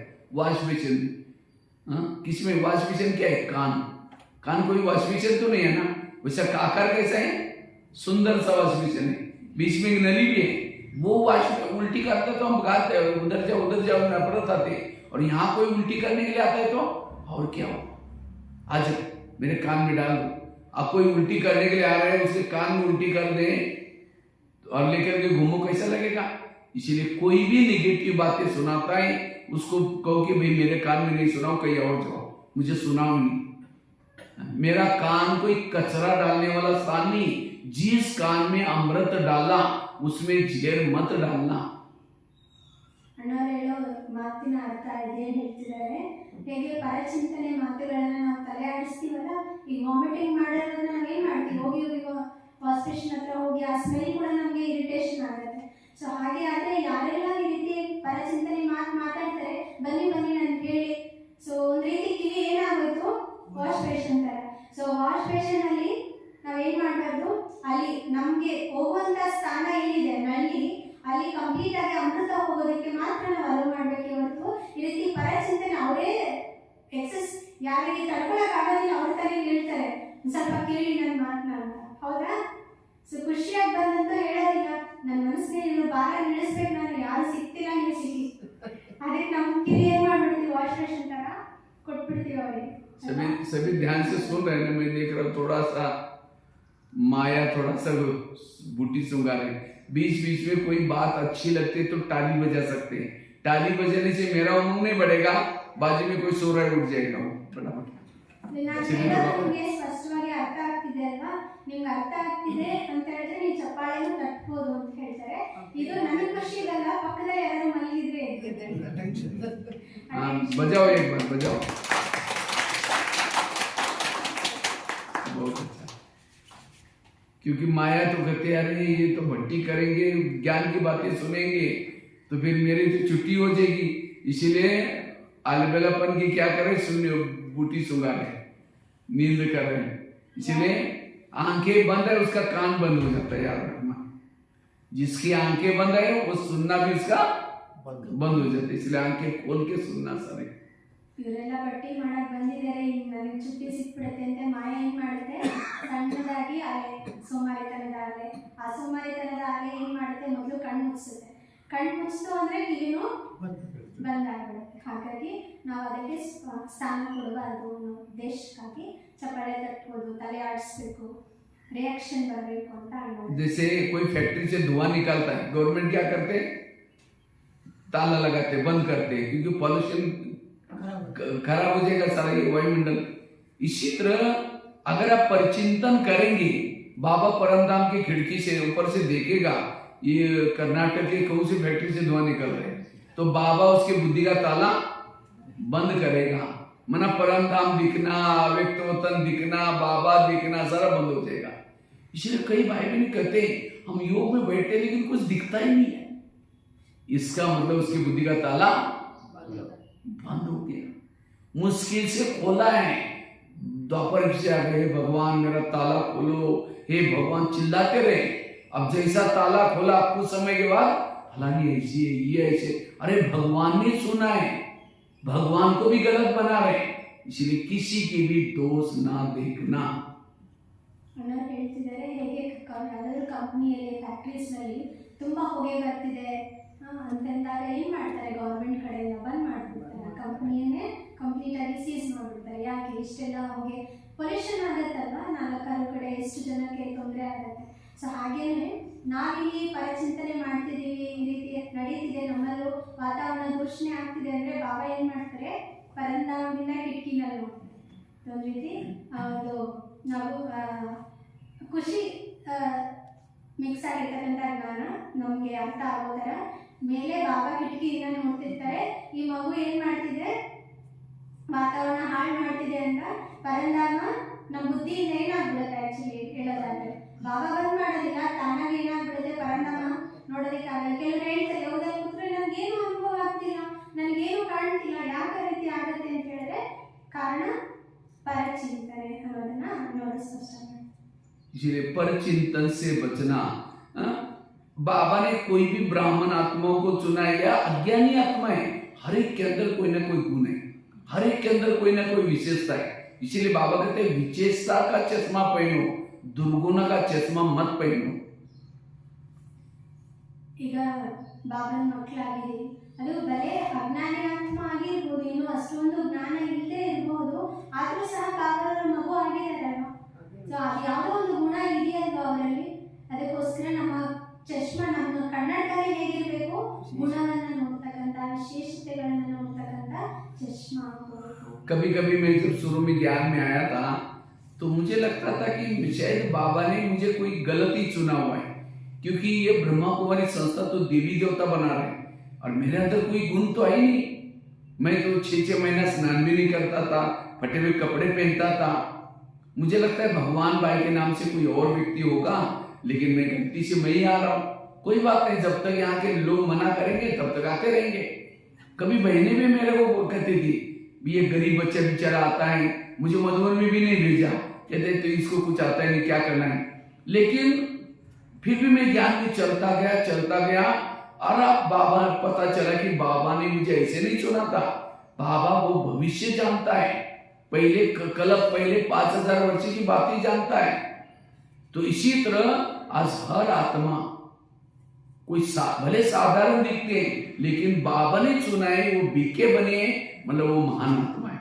इसलिए एक राजा जैसे दूसरे राजा को देखता है, उसी तरह में एक ब्राह्मण को दूसरे ब्राह्मण को क्या करना है, रिगार्ड से, रिस्पेक्ट से देखना है। वो बाबा का बच्चा है, किसी के अवगुणों का वर्णन चिंतन न करना। ಅಣ್ಣವರು ಅವರ ಜೀವನದ ಅನುಭವ, ಅವರದೇ ಅನುಭವವನ್ನು ನಮಗೆ ಸ್ಪಷ್ಟ ಮಾಡ್ತಾ ತಿಳಿಸ್ತಿದ್ದಾರೆ, ಅವಗುಣಗಳ ಒಂದು ತ್ಯಾಗ ಹೇಗೆ ಮಾಡಬೇಕು ಅಂತ. ಅಣ್ಣವರು ಆ್ಯಕ್ಚುಲಿ 6-7 ತಿಂಗಳು ಸ್ನಾನ ಮಾಡ್ತಿರ್ಲಿಲ್ಲ ಜ್ಞಾನಕ್ಕೆ ಬರೋಕ್ಕೆ ಮುಂಚೆ. ಅವರು ಹೇಳ್ತಿದ್ದಾರೆ, ಯಾವುದೋ ಒಂದು ಮೂಲೆಯಲ್ಲಿ, ಅದು ಗೀತಾ ಪಾಠಶಾಲೆಯಲ್ಲಿ ಕೂತ್ಕೊಂಡು ಮುರಳಿ ಕೇಳ್ತಾ ಇದ್ರು. ಇವರೇ ಅಂದ್ಕೊಳ್ತಿದ್ರು, ಬಾಬಾ ಇನ್ನೂ ನನ್ನನ್ನು ರಾಂಗ್ ಆಗಿ ಆರಿಸ್ಕೊಂಡ್ಬಿಟ್ಟಿದ್ದಾರೆ, ಇವ್ರು ನೋಡಿದ್ರೆ ಎಷ್ಟೊಂದೆಲ್ಲ ದೇವತೆಗಳನ್ನಾಗಿ ಮಾಡಲಿಕ್ಕೆ ಭಗವಂತ ಬಂದಿದ್ದಾರೆ, ದೇವತೆಗಳಾಗ್ತೀರಾ, ನಾನು ಯಾವ ಥರ ದೇವತೆಗಳಾಗ್ತೀನಿ, ಈ ಭಗವಾನ್ ಬಾಯಿ ಅನ್ನೋಂಥ ಹೆಸರು ಕೂಡ ಏನೋ ಬಾಯಿ ಮಿಸ್ಟೇಕ್ ಆಗ್ಬಿಟ್ಟಿದೆ, ಇರಲಿ ಪರವಾಗಿಲ್ಲ, ಎಲ್ಲಿವರೆಗೂ ನೀನು ಬರಬೇಡ ಅಂತ ಹೇಳೋದಿಲ್ಲ, ಅಲ್ಲಿವರೆಗೂ ಹೋಗ್ತಾ ಇರೋಣ ನೋಡೋಣ ಅಂತೇಳಿ ಅಣ್ಣವರು ಒಂದು ಸಂಕಲ್ಪ. ಅಂದರೆ ಬಾಬಾವರಿಗೆ ಇವರ ಭವಿಷ್ಯ ಅನ್ನುವಂಥದ್ದು ಗೊತ್ತಿದೆ. ಸೊ ಹಾಗೆ ಬಾಬಾರನ್ನು ಸಹ ಒಂದೊಂದು ಬ್ರಾಹ್ಮಣ ಮಗುವನ್ನ ಏನೋ ಒಂದು ವಿಶೇಷತೆಯನ್ನ ನೋಡಿ ಆರಿಸ್ಕೊಂಡಿದ್ದಾರೆ. ನಮ್ಮ ಕರ್ತವ್ಯ ಒಂದು ಬ್ರಾಹ್ಮಣ ಆತ್ಮನನ್ನ ನೋಡೋದು, ಒಬ್ಬ ರಾಜ ಇನ್ನೊಂದು ರಾಜನನ್ನ ಹೇಗೆ ನೋಡ್ತಾರೆ ಹಾಗೆ ನಾವು ಸಹ ಒಂದು ಬ್ರಾಹ್ಮಣನ ನಾನು ಬ್ರಾಹ್ಮಣಿಯಾಗಿ ಹೇಗೆ ನೋಡಬೇಕು ಅದೇ ದೃಷ್ಟಿಯಿಂದ ನೋಡಬೇಕು ಅಂತ ಹೇಳಿ. पर चिंतन करने वालों को न सुख का अनुभव, न शांति का अनुभव, न सम्मान में टिक सकते हैं. ಪರಚಿಂತನೆ ಮಾಡ್ತಕ್ಕಂಥವ್ರು ಸುಖದ ಅನುಭವ, ಶಾಂತಿ ಅನುಭವ ಆಗ್ಲಿಕ್ಕೆ ಸಾಧ್ಯನೇ ಇಲ್ಲ. ಸ್ವಮಾನದಲ್ಲಂತೂ ಸ್ಥಿರರಾಗಲಿಕ್ಕೆ ಸಾಧ್ಯ ಆಗೋದಿಲ್ಲ. एक शिष्य था, भगवान के पास गया, कहते भगवान मैं बहुत सुख चाहता हूँ, मैं अपनी उन्नति करना चाहता हूँ, मैं आगे बढ़ना चाहता हूँ. तो भगवान ने कहा ठीक है, मैं तुम्हें उसके लिए वरदान देता हूँ और साथ में 2 थैले देता हूँ. एक थैले को तुम पीछे रखना, पीठ के पीछे, और दूसरे थैले को आगे रखना. और भगवान ने कहा जो पीठ के पीछे थैला है, तुम्हारे आस पास पड़ोस में जो भी लोग हैं उन सब की बुराई की चिटकी बनाकर डालिए पीछे वाले थैले में, दूसरों की बुराई. और आगे वाला थैले में तुम्हारी खुद की बुराई है, तुम जिद्दी हो, किसी के नहीं मानते हो, तुम ये हो, तुम्हारी जो भी दोष है आगे वाले थैले में. लेकिन भगवान ने कहा पीछे वाले थैले को बांध करके पीछे रखना, देखना नहीं, सोचना नहीं. आगे वाले थैले को खुला रखना. जब भी आपको टाइम है अंदर हाथ डाल करके चिटकी निकालो, मेरे अंदर क्या क्या दोष है उसको परिवर्तन करो, तुम्हें सुख शांति सब मिलेगी. जाओ. वो थैले लेके चला गया. कुछ समय के बाद क्या करता, वो पीछे का थैला आगे और आगे का थैला पीछे, थैले उल्टे के वरदान उल्टे हो गए. फिर भगवान के पास आता है, कहते हैं भगवान मुझे सुख मिला ही नहीं, शांति. भगवान ने कहा अच्छा तुमको जो थैले थे उसको क्या किया? कहते हैं भगवान मेरे से कई बार भूल हो गई, मैंने पीछे का थैला आगे किया. भगवान ने कहा यही तुम्हारे दुखों का कारण है. ಅಣ್ಣವರು ಒಂದು ಉದಾಹರಣೆ ಇದಕ್ಕೆ ಹೇಳ್ತಿದ್ದಾರೆ. ಒಬ್ಬ ಭಕ್ತ ಭಗವಂತನ ಹತ್ರ ಹೋದಾಗ ನನಗೆ ಸುಖ ಶಾಂತಿ ಬೇಕು, ಅದಕ್ಕೆ ನಾನು ಏನು ಮಾಡಬೇಕು? ಅದರಲ್ಲಿ ಭಗವಂತ 2 ಚೀಲ ಕೊಡ್ತಾರೆ. ಒಂದು ಹಿಂದೆ ಇಟ್ಕೊಳ್ಳೋಕ್ಕೆ, ಒಂದು ಮುಂದೆ ಇಟ್ಕೊಳ್ಳೋಕ್ಕೆ. ಹಿಂದೆ ಇರೋದ್ರಲ್ಲಿ ಏನು ಮಾಡಬೇಕು, ಯಾವುದೇ ಅವಗುಣ ನೋಡ್ತೀರಾ ಅದ್ರಲ್ಲಿ ಹಾಕ್ಕೊಳ್ಳಿ, ಆ ಚೀಟಿ ಬರ್ತೋ ಅದ್ರಲ್ಲಿ ಹಾಕ್ಕೊಳ್ಳಿ ಅಂತ ಹೇಳ್ತಾರೆ ಭಗವಂತ ಭಕ್ತರಿಗೆ. ನನ್ನ ಅವಗುಣಗಳನ್ನು ಮುಂದೆ ಇರ್ತಕ್ಕಂಥ ಚೀಟಿಯಲ್ಲಿ, ಆ ಭಕ್ತನ ಅವಗುಣಗಳನ್ನು ಮುಂದೆ ಇರ್ತಕ್ಕಂಥ ಚೀಲದಲ್ಲಿ ಹಾಕ್ಕೊಳ್ಳಿ ಅಂತ. ಈ ರೀತಿ ನಡೀತಾ ಇರುತ್ತೆ. ಸೊ ಯಾವಾಗ ಹಿಂದೆ ಇರ್ತಕ್ಕಂಥ ಚೀಲ ಇರುತ್ತೆ ಅದನ್ನ ಹಂಗೆ ಗಂಟು ಕಟ್ಬಿಡ್ಬೇಕು, ಅದನ್ನ ನೋಡಕ್ಕೆ ಹೋಗ್ಬಾರ್ದು. ಟೈಮ್ ಸಿಕ್ಕಾಗ ಮುಂದೆ ಇರ್ತಕ್ಕಂಥ ಚೀಲದಲ್ಲಿ ಇರ್ತಕ್ಕಂಥ ಆ ಭಕ್ತನ ಅವಗುಣ, ನನ್ನ ಅವಗುಣ ಅಂತಕ್ಕಂಥದ್ದು ಏನಿದೆ ಅದನ್ನ ತೆಗೆದು ನೀವು ವಿಮರ್ಶನೆ ಮಾಡಿಕೊಂಡು ಅದರಲ್ಲಿ ಸರಿಪಡಿಸ್ಕೊಂಡು ಹೋದ್ರೆ ನಿಮಗೆ ನಿಜವಾದ ಸುಖ ಶಾಂತಿ ಸಿಗತ್ತೆ. ಈ ರೀತಿ ನಡೀತಾ ಇರುತ್ತೆ. ಕಾಲಕ್ರಮೇಣ ಏನಾಗ್ಬಿಡುತ್ತೆ, ಮುಂದೆ ಇರೋ ಚೀಲ ಹಿಂದೆ ಹೋಗ್ಬಿಡುತ್ತೆ, ಹಿಂದೆ ಇರುವಂಥ ಚೀಲ ಮುಂದೆ ಬಂದ್ಬಿಡುತ್ತೆ. ಆಗ ಅಶಾಂತಿ ದುಃಖ ಈ ರೀತಿ ಆಗುತ್ತೆ. ಮತ್ತೆ ಭಕ್ತ ಹೋಗ್ತಾನೆ ಭಗವಂತನ ಹತ್ರ, ಭಗವಂತ ನನ್ನ ಜೀವನದಲ್ಲಿ ಮತ್ತೆ ಆ ಶಾಂತಿ ಬಂದ್ಬಿಡ್ತು, ಶಾಂತಿ ಇಲ್ಲ, ಸುಖ ಇಲ್ಲ ಅಂದ್ರೆ ಕಾರಣ ಹೌದಾ? ಹಾಗಾದ್ರೆ ಏನ್ ಮಾಡಿದೆ ನೀನು? ಆಗ ವಿಮರ್ಶೆ ಮಾಡ್ಬೇಕಾದ್ರೆ, ಕೇಳ್ಬೇಕಾದ್ರೆ ಗೊತ್ತಾಗುತ್ತೆ ಹಿಂದೆ ಇರ್ತಕ್ಕಂಥ ಚೀಲ ಏನಿದೆ, ಪರಚಿಂತನೆ ಇನ್ನೊಬ್ಬರ ಅವಗುಣಗಳ ಚೀಲ ಅದು ಮುಂದೆ ಬಂದ್ಬಿಟ್ಟಿರುತ್ತೆ. ನನ್ನದು ಅಂತಕ್ಕಂಥ ಅವಗುಣಗಳ ಚೀಲ ಏನಿದೆ ಅದು ಹಿಂದೆ ಹೋಗ್ಬಿಟ್ಟಿರುತ್ತೆ. ಸೊ ಒಂದೇ ಮಾತಲ್ಲಿ ಭಗವಂತ ಮುಗಿಸ್ತಾರೆ. ಹಾಗಾಗಿ ಇದೇ ಕಾರಣ ನಿನ್ನ ಅಶಾಂತಿಗೆ, ಇದನ್ನ ಸರಿಪಡಿಸ್ಕೊಂಡು. ये कहानी किसी और की नहीं, हमारी अपनी कहानी है. हम भी आते क्यों, थोड़ा सुख मिल जाए, शांति मिल जाए, योग लग जाए, तरक्की हो जाए. बाबा कहते ठीक है बच्चे मैं तुमको वरदान देता हूँ, लेकिन साथ में बाबा 2 थैले देता है. दूसरे की बुराई को पीछे, पीछे मतलब उसको साक्षी होके देखते हुए न देखो, और अपनी बुराई को आगे. लेकिन हम बाहर जाकर के क्या करते हैं, चेंज करते हैं, पीछे का थैला आगे और आगे का थैला पीछे. और फिर कहते बाबा मेरा योग ही नहीं लगता बाबा, कारण इसीलिए आज से हमें ये श्रीमत पक्का पालन करना है, मुझे किसी के दोष न देखना, तब आपका कर्म योगी स्थिति रहेगी, योग बैठ करके अच्छा लगेगा. इसीलिए अगर अपनी उन्नति करना चाहते हो, या अवगुण देखने की बुराई को हमें खत्म करना है. ಹೇಳ್ತಿದ್ರು ಇದು ಕತೆ ಏನಿತ್ತು ಅದು ಬೇರೆಯವ್ರದ್ದು ಯಾರ್ದೋ ಅಲ್ಲ, ನಮ್ಮದೇ ಕತೆ. ಹಾಗೆ ಬಾಬಾನೂ ಸಹ ನಮಗೆ ವರದಾನ ಕೊಡ್ತಾರೆ.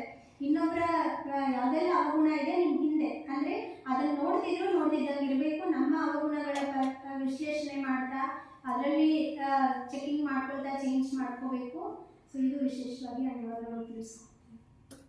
लास्ट की एक बात सुना करके पूरा करता हूं. अगर किसी के अंदर दोष देखने की आदत है वो ज्ञान से चले जाएंगे. बाबा कहते मेरे अच्छे अच्छे बच्चे थे, कभी मुरली में आता है लाइन आप सुना होगा, मेरे अच्छे अच्छे बच्चे थे, बहुत ज्ञान योग करते थे, सेवा करते थे, लेकिन आज वो है ही नहीं, चले गए. क्यों? उन्होंने यहाँ आकर के किसी के दोष देखना शुरू किया, इसीलिए वो चले गए। ಸೊ ಅಣ್ಣವ್ರು ಹೇಳ್ತಿದ್ದಾರೆ ಇದು ಏನೇ ಆಗಲಿ ಜ್ಞಾನ ಮಾರ್ಗದಲ್ಲಿ ನಾವು ನಿರಂತರವಾಗಿ ನಡಿಬೇಕು ಅಂದ್ರೆ ಪರಚಿಂತನೆಯನ್ನ ಬಿಟ್ಬಿಡ್ಬೇಕು. ಬಾಬಾರವರು ಸಹ ಮುರಳಿಯಲ್ಲಿ ಹೇಳ್ತಾರಲ್ವಾ, ತುಂಬಾ ಒಳ್ಳೆಯ ಜ್ಞಾನ ಯೋಗಿ ಮಗು ಇದ್ರು, ಆದ್ರೆ ನಡೀತಾ ನಡೀತಾ ಹೋಗ್ಬಿಟ್ರು. ಯಾಕೆ ಹೋಗ್ಬಿಟ್ರು? ಅನ್ಯರ ಅವಗುಣಗಳನ್ನ ನೋಡ್ಲಿಕ್ಕೆ ಪ್ರಾರಂಭ ಮಾಡಿದ್ರು. ಇದು ಒಂದು ಪರಚಿಂತನೆಯನ್ನ ಸಂಪೂರ್ಣವಾಗಿ ನಾವು ತ್ಯಾಗ ಮಾಡೋದ್ರಿಂದ ಇಷ್ಟೆಲ್ಲ ಲಾಭವನ್ನ ಅಣ್ಣವರು ನಮ್ಗೆ ಇವತ್ತು ತಿಳಿಸ್ತಾರೆ. कहीं मेरे साथ ऐसा ना हो जाए, मैं भी यहाँ से खिसक जाऊं। ಈ ರೀತಿ ನಮ್ಮ ಜೊತೆ ಆಗ್ಬಾರ್ದು, ನಾನು ಇಲ್ಲಿಂದ ಜಾರ್ಕೊಳ್ಳೋದಾರೆ. मुश्किल से 5000 साल के बाद परमात्मा मिला है, कितनी मेहनत की थी, लेकिन यहाँ अगर दोष देखेंगे कोई ना कोई कारण बन जाएगा यहाँ से। और 5000 ವರ್ಷದ ನಂತರ ಬಾಬಾ ಮತ್ತೆ ಸಿಕ್ಕಿದ್ದಾರೆ, ಭಗವಂತ ಸಿಕ್ಕಿದ್ದಾರೆ. ಯಾವುದೇ ಕಾರಣಗಳಾಗಬಾರ್ದು, ಇಲ್ಲಿಂದ ನಾನು ಹೊರಟೋಗೋದಾರೆ. ಸೊ ಅದರ ಅಟೆನ್ಷನ್ ಅನ್ನ ಇಟ್ಕೊಳ್ಳಿಕ್ಕೆ ಪರಚಿಂತನೆ ಅನ್ನುವಂಥದ್ದನ್ನ क्योंकि परचिंतन दोष देखने से, जिसके दोष देखते उसके लिए भावनाएं बिगड़ते, और भावना और योग इसका बहुत गहरा कनेक्शन है। ಪರಚಿಂತನೆ ಅಂತಕ್ಕಂಥದ್ದು ಮಾಡೋದ್ರಿಂದ ನಮಗೆ ಭಾವನೆಗಳಿಗೆ ಹಾಳಾಗುತ್ತೆ. ನಮ್ಮ ಭಾವನೆಗಳ ಮೇಲೆ ಪ್ರಭಾವ ಅದು ಬೀಳೋದ್ರಿಂದ ಯಾವಾಗ ಭಾವನೆಗಳು ಹಾಳಾಗುತ್ತೆ, ಅದು ಭಾವನೆ ನಮ್ಮ ಯೋಗದ ಜೊತೆ ಸಂಬಂಧ ಇರುವ ಕಾರಣ ನಾವು ಯೋಗವನ್ನು ಮಾಡಲಿಕ್ಕೆ ಆಗೋದಿಲ್ಲ. ಹಾಗಾಗಿ ಇದರ ಮೇಲೆ ನಾವು ಗಮನವನ್ನು ಹರಿಸ್ತೀವಿ. मैं तो 30-40 साल से देख रहा हूँ, बाबा के अच्छे अच्छे बच्चे थे, बहुत सेवा करते थे, लेकिन आज वो है नहीं, चले गए। क्यों? उन्होंने यहाँ आकर के किसी के दोष देखे थे, इसलिए कहते हैं ना, आए थे हरि भजन करने के लिए, उठने लगे कपास। ಅಣ್ಣವರು ಹೇಳ್ತಿದ್ದಾರೆ, ನಾನು ಸಹ 30-40 ವರ್ಷದಿಂದ ನೋಡ್ತೀನಿ, ಎಷ್ಟು ಒಳ್ಳೆ ಒಳ್ಳೆ ಬಾಬನ ಮಕ್ಕಳು ಬಾಬನನ್ನ ಬಿಟ್ಟು ಹೋಗ್ಬಿಟ್ರು.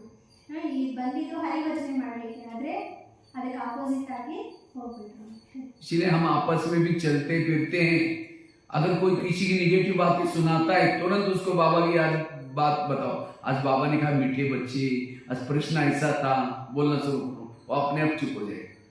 ಹಾಗಾಗಿ ನಾವು ಕೂಡ ಏನ್ ಮಾಡಬೇಕು, ಯಾರಾದ್ರೂ ಅವರ ಇವರ ಪರಚಿಂತನೆ ಅವಗುಣಗಳನ್ನ ಕೇಳಕ್ಕೆ ಬಂದಾಗ ನಾವೇನ್ ಮಾಡಬೇಕು, ಇವತ್ತು ಬಾಬಾ ಮುರಳಿಯಲ್ಲಿ ಈ ರೀತಿ ಹೇಳಿದ್ರಲ್ವಾ, ಈ ರೀತಿ ಹೇಳಿದ್ರಲ್ವಾ ಅಂತ ನಾವೇನ್ ಮಾಡಬೇಕು, ಮಾತನ್ನ ಚೇಂಜ್ ಮಾಡಿದಾಗ ಅವರಾಗ ಅವರೇ ಏನಾಗ್ಬಿಡ್ತಾರೆ, ಶಾಂತ ಆಗ್ಬಿಡ್ತಾರೆ. इसको ही बाबा कहते हैं संग दोष। संग मतलब ये नहीं कि बाहर वाले, अगर कोई ज्ञानी है लेकिन किसी के दोष सुनाता है, बुराई सुनाता है, ये है संग दोष। ಇದನ್ನೇ ಸಂಘ ದೋಷ ಅಂತ ಹೇಳ್ತಾರೆ. ಯಾರು ಇನ್ನೊಬ್ಬರ ಗ್ಲಾನಿ ಮಾಡ್ತಾರೆ, ನಿಂದನೆ ಮಾಡ್ತಾರೆ, ಇನ್ನೊಬ್ಬರ ಅವಗುಣಗಳ ವಿಮರ್ಶನೆಯ ಮಾತುಗಳನ್ನ ಮಾತಾಡ್ತಿರ್ತಾರೆ, ಅದನ್ನೇ ಸಂಘ ದೋಷ ಅಂತ. एक क्लास में एक स्टोरी सुना करके मैं पूरा करता हूँ। एक सत्संग चलता था, उसमें बहुत सारे लोग आते थे।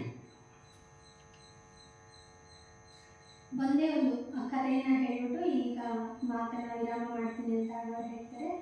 ಒಂದು ಸತ್ಸಂಗದಲ್ಲಿ ನಡೆಯುತ್ತೆ. तो उसमें बहुत सारे लोग आते थे। तो एक दिन एक शिष्य ने गुरुजी को कहा, गुरुजी मुझे एक वरदान चाहिए। तो गुरुजी ने कहा, क्या वरदान चाहिए?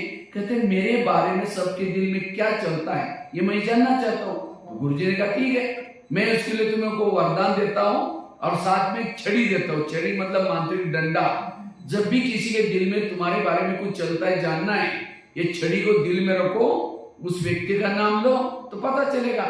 तो ऐसे करके वरदान दिया, छड़ी दिया, वो शिष्य चला गया।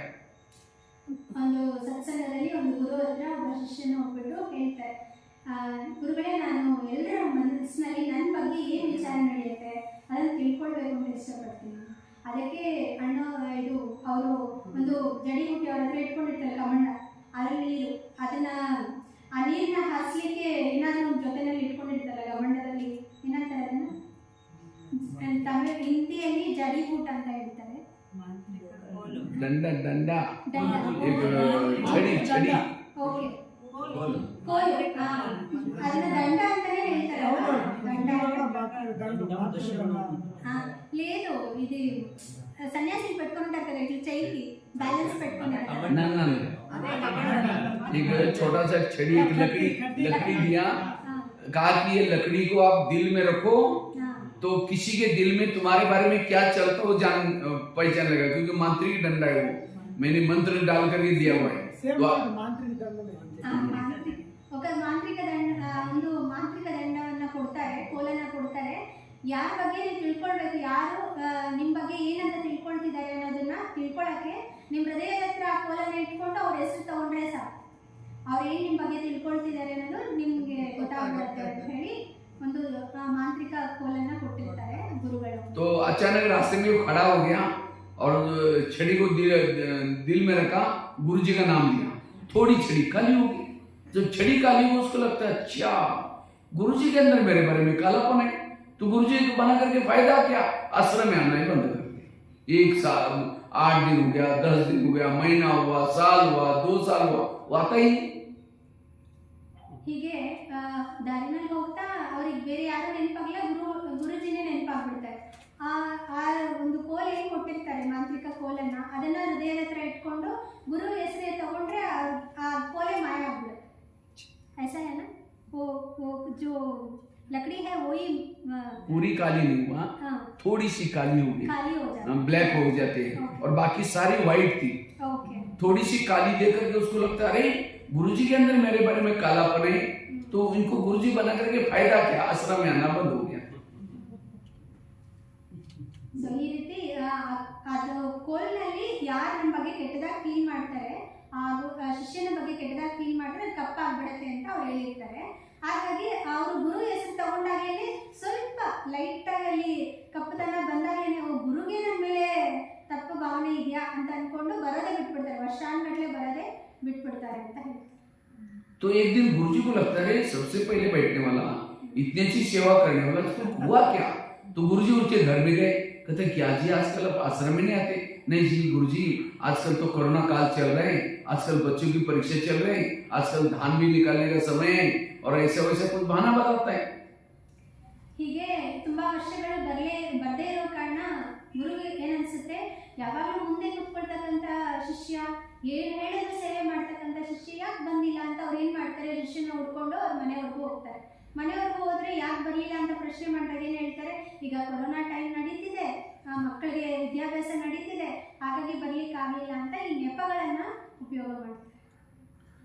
तो गुरुजी कहते नहीं कुछ और बात है, कहता है नहीं गुरुजी नहीं कुछ, कहता है गुरुजी आपके अंदर मेरे बारे में कालापन है, सही बात बताए। कहता है मैंने जो छड़ी दिया ना उसे मैंने देख लिया। गुरुजी ने कहा अच्छा ये बात है क्या। ಹಾಗಾಗಿ ಆದರೆ ಗುರುಜಿಗೆ ಆ ನೆಪಗಳೆಲ್ಲ ನಂಬಕ್ಕೆ ಆಗ್ತಿಲ್ಲ. ಅದಕ್ಕೆ ಅವ್ರೇನು ಹೇಳ್ತಾರೆ, ಇಲ್ಲ ಬೇರೆ ಏನೋ ಮಾತಿದೆ ಅಂತ. ಕೊನೆಗೆ ಆ ಪಾಯಿಂಟ್ ಬಂದಾಗ ಅವ್ರೇನು ಹೇಳ್ತಾರೆ, ಶಿಷ್ಯ ಹೇಳ್ತಾರೆ, ಇಲ್ಲ ಗುರುಜಿ ನೀವು ಕೊಟ್ಟಿದ್ದಂಥ ಆ ಒಂದು ಕೋಲ್ನಲ್ಲಿ ನಾನು ನಿಮ್ಮ ಹೆಸರು ತಗೊಂಡಾಗ ಅದ್ರಲ್ಲಿ ಕಪ್ಪುತನ ಬಂತು, ಕಪ್ಪು ಕಾಣಿಸ್ಕೊಳ್ತು, ಅಂದರೆ ನನ್ನ ಬಗ್ಗೆ ನಿಮಗೇನೆ ಆ ಒಂದು ನೆಗೆಟಿವ್ ಥಾಟ್ ಇದೆ ಅಂತ ಹೇಳಿ ಸ್ಪಷ್ಟ ಮಾಡ್ತಾರೆ. ಕಾರಣ ಏನು ಅನ್ನುವಂಥ ಯಥಾರ್ಥವಾದ ಜ್ಞಾನ इन्फॉर्मेशन अगर को। तो गुरुजी ने कहा अच्छा ये बात है, लेकिन तुमने देखा कि तुम्हारे अंदर औरों के बारे में कितना कालापन है। कहा कि नहीं देखा। देखो तो शिष्य ने छड़ी को दिल में रखा, अपना खुद का नाम लिया, पूरी छड़ी काली, थोड़ी सी सफेद बन रही थी, तो अपनी काली दे करके उसको शर्म आई, सिर झुकाया। तो गुरुजी ने कहा कोई बात नहीं, मैं ही जब आश्रम में आया था मेरी भी पूरी ब्लैक थी, लेकिन मैंने सेवा करके दान करके पुण्य करके निकल गई। अब थोड़ी बाकी है वो तो मैं कर ही रहा हूं, निकल जाएगी, लेकिन तुम मेरे को देख करके आश्रम में नहीं आओगे, जो तुम्हारी सफेद बन रही थोड़ी वो भी काली हो जाएगी। तब वो शिष्य कहता है गुरुजी आज आपने मेरी आंखें खोल दी, मैं कितना बुरा काम करने जा रहा था। कहा कि कोई बात नहीं, आज से कभी भी बड़ों की कमजोरी मत देखना। ಹಾಗಾಗಿ ಆ ಥರ ಕೇಳಿದಾಗ ಅಂದರೆ ನನ್ನ ಬಗ್ಗೆ ನಿಮ್ಮಲ್ಲೇ ನಿಮ್ಮ ಮನಸ್ಸಿನಲ್ಲೇ ಬಲಹೀನತೆ ಅನ್ನುವಂಥದ್ದು ಇದೆ ಅಂತ ಕೇಳಿದಾಗ, ಸೊ ನೀನು ಯಾವತ್ತಾದ್ರೂ ನಿನ್ನ ಬಗ್ಗೆ ನಿನ್ನ ಹೆಸರನ್ನ ತಗೊಂಡು ನೀನು ಆ ಒಂದು ಜಡಿಬೂಟಿಯನ್ನು ಕೋಲನ್ನು ಇಟ್ಕೊಂಡು ನೋಡಿದ್ದೀರಾ ಅಂತ ಕೇಳ್ತಾರೆ. ಇಲ್ಲ ಅಂತ ಹೇಳಿದಾಗ ಇಟ್ಕೊಂಡು ನೋಡು ಅಂತ ಹೇಳಿ ಶಿಷ್ಯನಿಗೆ ಗುರು ಹೇಳಿದಾಗ ಶಿಷ್ಯ ತಕ್ಷಣ ತನ್ನ ಹೆಸರು ತಗೊಂಡು ಹೃದಯದ ಹತ್ರ ಮಂತ್ರದ ಕೋಲನ್ನು ಇಟ್ಕೊಂಡಾಗ ಫುಲ್ ಕೋಲ್ ಕಂಪ್ಲೀಟ್ ಆಗಿ ಕಪ್ಪಾಗಿಬಿಡುತ್ತೆ. ಕೊನೆಯಲ್ಲಿ ಎಲ್ಲೋ ಒಂದು ಮೂಲೆಯಲ್ಲಿ ವೈಟ್ ಆಗಿರುತ್ತೆ. ಅವಾಗ ಆತನಿಗೆ ಭಯ, ಅದು ರಿಯಾಕ್ಷನ್ ಗೊತ್ತೇ ಇರುತ್ತೆ. ಸೊ ಅವಾಗ ಗುರು ಎಕ್ಸ್ಪ್ಲೇನ್ ಮಾಡ್ತಾರೆ, ಸೊ ನಿನ್ನಲ್ಲಿ ಇಷ್ಟೊಂದು ನಿಮ್ಮ ಬಗ್ಗೆ ಅವಗುಣಗಳು ಎಲ್ಲ ಇರಬೇಕಾದ್ರೆ ಇದೆಲ್ಲವೂ ಸಹ ನನಗೂ ಸ್ಟಾರ್ಟಿಂಗ್ನಲ್ಲಿ ಹೀಗೆ ಇತ್ತು, ನಾನು ಸೇವೆ ಮಾಡಿ ಸತ್ಸಂಗವನ್ನು ಮಾಡ್ತಾ ನನ್ನನ್ನು ಎಲ್ಲನೂ ಕ್ಲಿಯರ್ ಮಾಡ್ಕೊಂಡಿದ್ದೀನಿ. ಹಾಗೆ ನೀನು ಎಲ್ಲೋ ಒಂದು ಕಡೆ ವೈಟ್ ಆಗ್ತಿದ್ದೆ, ಬಟ್ ಈ ರೀತಿ ನೀನು ಕಂಪ್ಲೀಟಾಗಿ ಸತ್ಸಂಗದಲ್ಲಿ ಬರದೆ ಕಂಪ್ಲೀಟಾಗಿ ಈ ರೀತಿ ದೂರ ಆಗಿರೋ ಕಾರಣ ಇನ್ನೂ ಅದು ಕಪ್ಪುತನ ಕಂಪ್ಲೀಟ್ ಆಗಿ ಆವರಿಸ್ಕೊಳ್ಳುತ್ತೆ. ಅದಕ್ಕೆ ಈ ರೀತಿ ತಪ್ಪನ್ನ ಮಾಡಬೇಡ ಅಂತ ಹೇಳಿ ಅವಾಗ ಹೇಳಿದಾಗ ಶಿಷ್ಯ ಹೇಳ್ತಾರೆ, ನೀವು ನನ್ನ ಕಣ್ಣನ್ನು ತೆರೆಸಿದ್ದೀರಾ, ನಾನು ಎಷ್ಟು ದೊಡ್ಡ ತಪ್ಪು ಮಾಡಕ್ಕೆ ಹೋಗ್ತಿದ್ದೆ ಅಂತ ಹೇಳಿ ಆ ಶಿಷ್ಯ ಗುರು ಹತ್ರ ಮಾತಾಡ್ತಾರೆ. ये कहानी भी किसी और की नहीं, हमारी अपनी कहानी है. हम भी आते आते आते हमारी जो पतित आत्मा थी, काली आत्मा थी, पावन बनना शुरू हो जाते.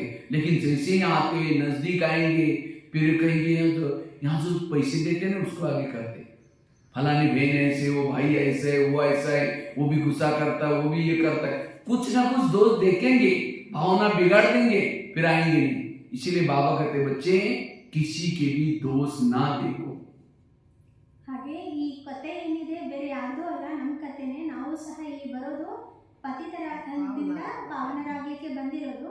ಆದರೆ ನಾವು ಹೋಗ್ತಾ ಹೋಗ್ತಾ ಅವ್ರ ಜ್ಞಾನ ಇವ್ರ ಜ್ಞಾನ, ಓಕೆ ನಾನು ಕೊಡೋ ಹಣದಿಂದ ಈ ಸೆಂಟರ್ ನಡೆಯುತ್ತೆ, ಈ ಅಕ್ಕವ್ರು ಹಿಂಗೆ, ಈ ಅಣ್ಣವ್ರು ಹಿಂಗೆ, ಈ ರೀತಿ ಥಾಟ್ ಯಾವಾಗ ಬರುತ್ತೆ ನಮ್ಮ ಭಾವನೆಗಳ ಮೇಲೆ ಅದರ ಪ್ರಭಾವ ಬೀಳುತ್ತೆ. ನಮ್ಮದೇ ಭಾವನೆಗಳ ಮೇಲೆ ಈ ವಿಚಾರಗಳು, ಈಗ ನಾವೇನು ಪರಚಿಂತನೆ ಪರದರ್ಶನ ಮಾಡೋದ್ರಿಂದ ನಮ್ಮ ಭಾವನೆಗಳ ಮೇಲೆ ಪ್ರಭಾವ ಬಿದ್ದು ನಾವೇ ಏನಾಗ್ಬಿಡ್ತೀವಿ, ಹೋಗ್ಬಿಡ್ತೀವಿ.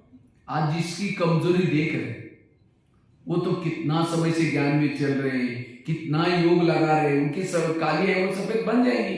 लेकिन अगर हम नहीं आएंगे, यहाँ छोड़ देंगे, तो हमारे जो सफेद बन रहे कुछ समय से वो भी काली हो जाएगी.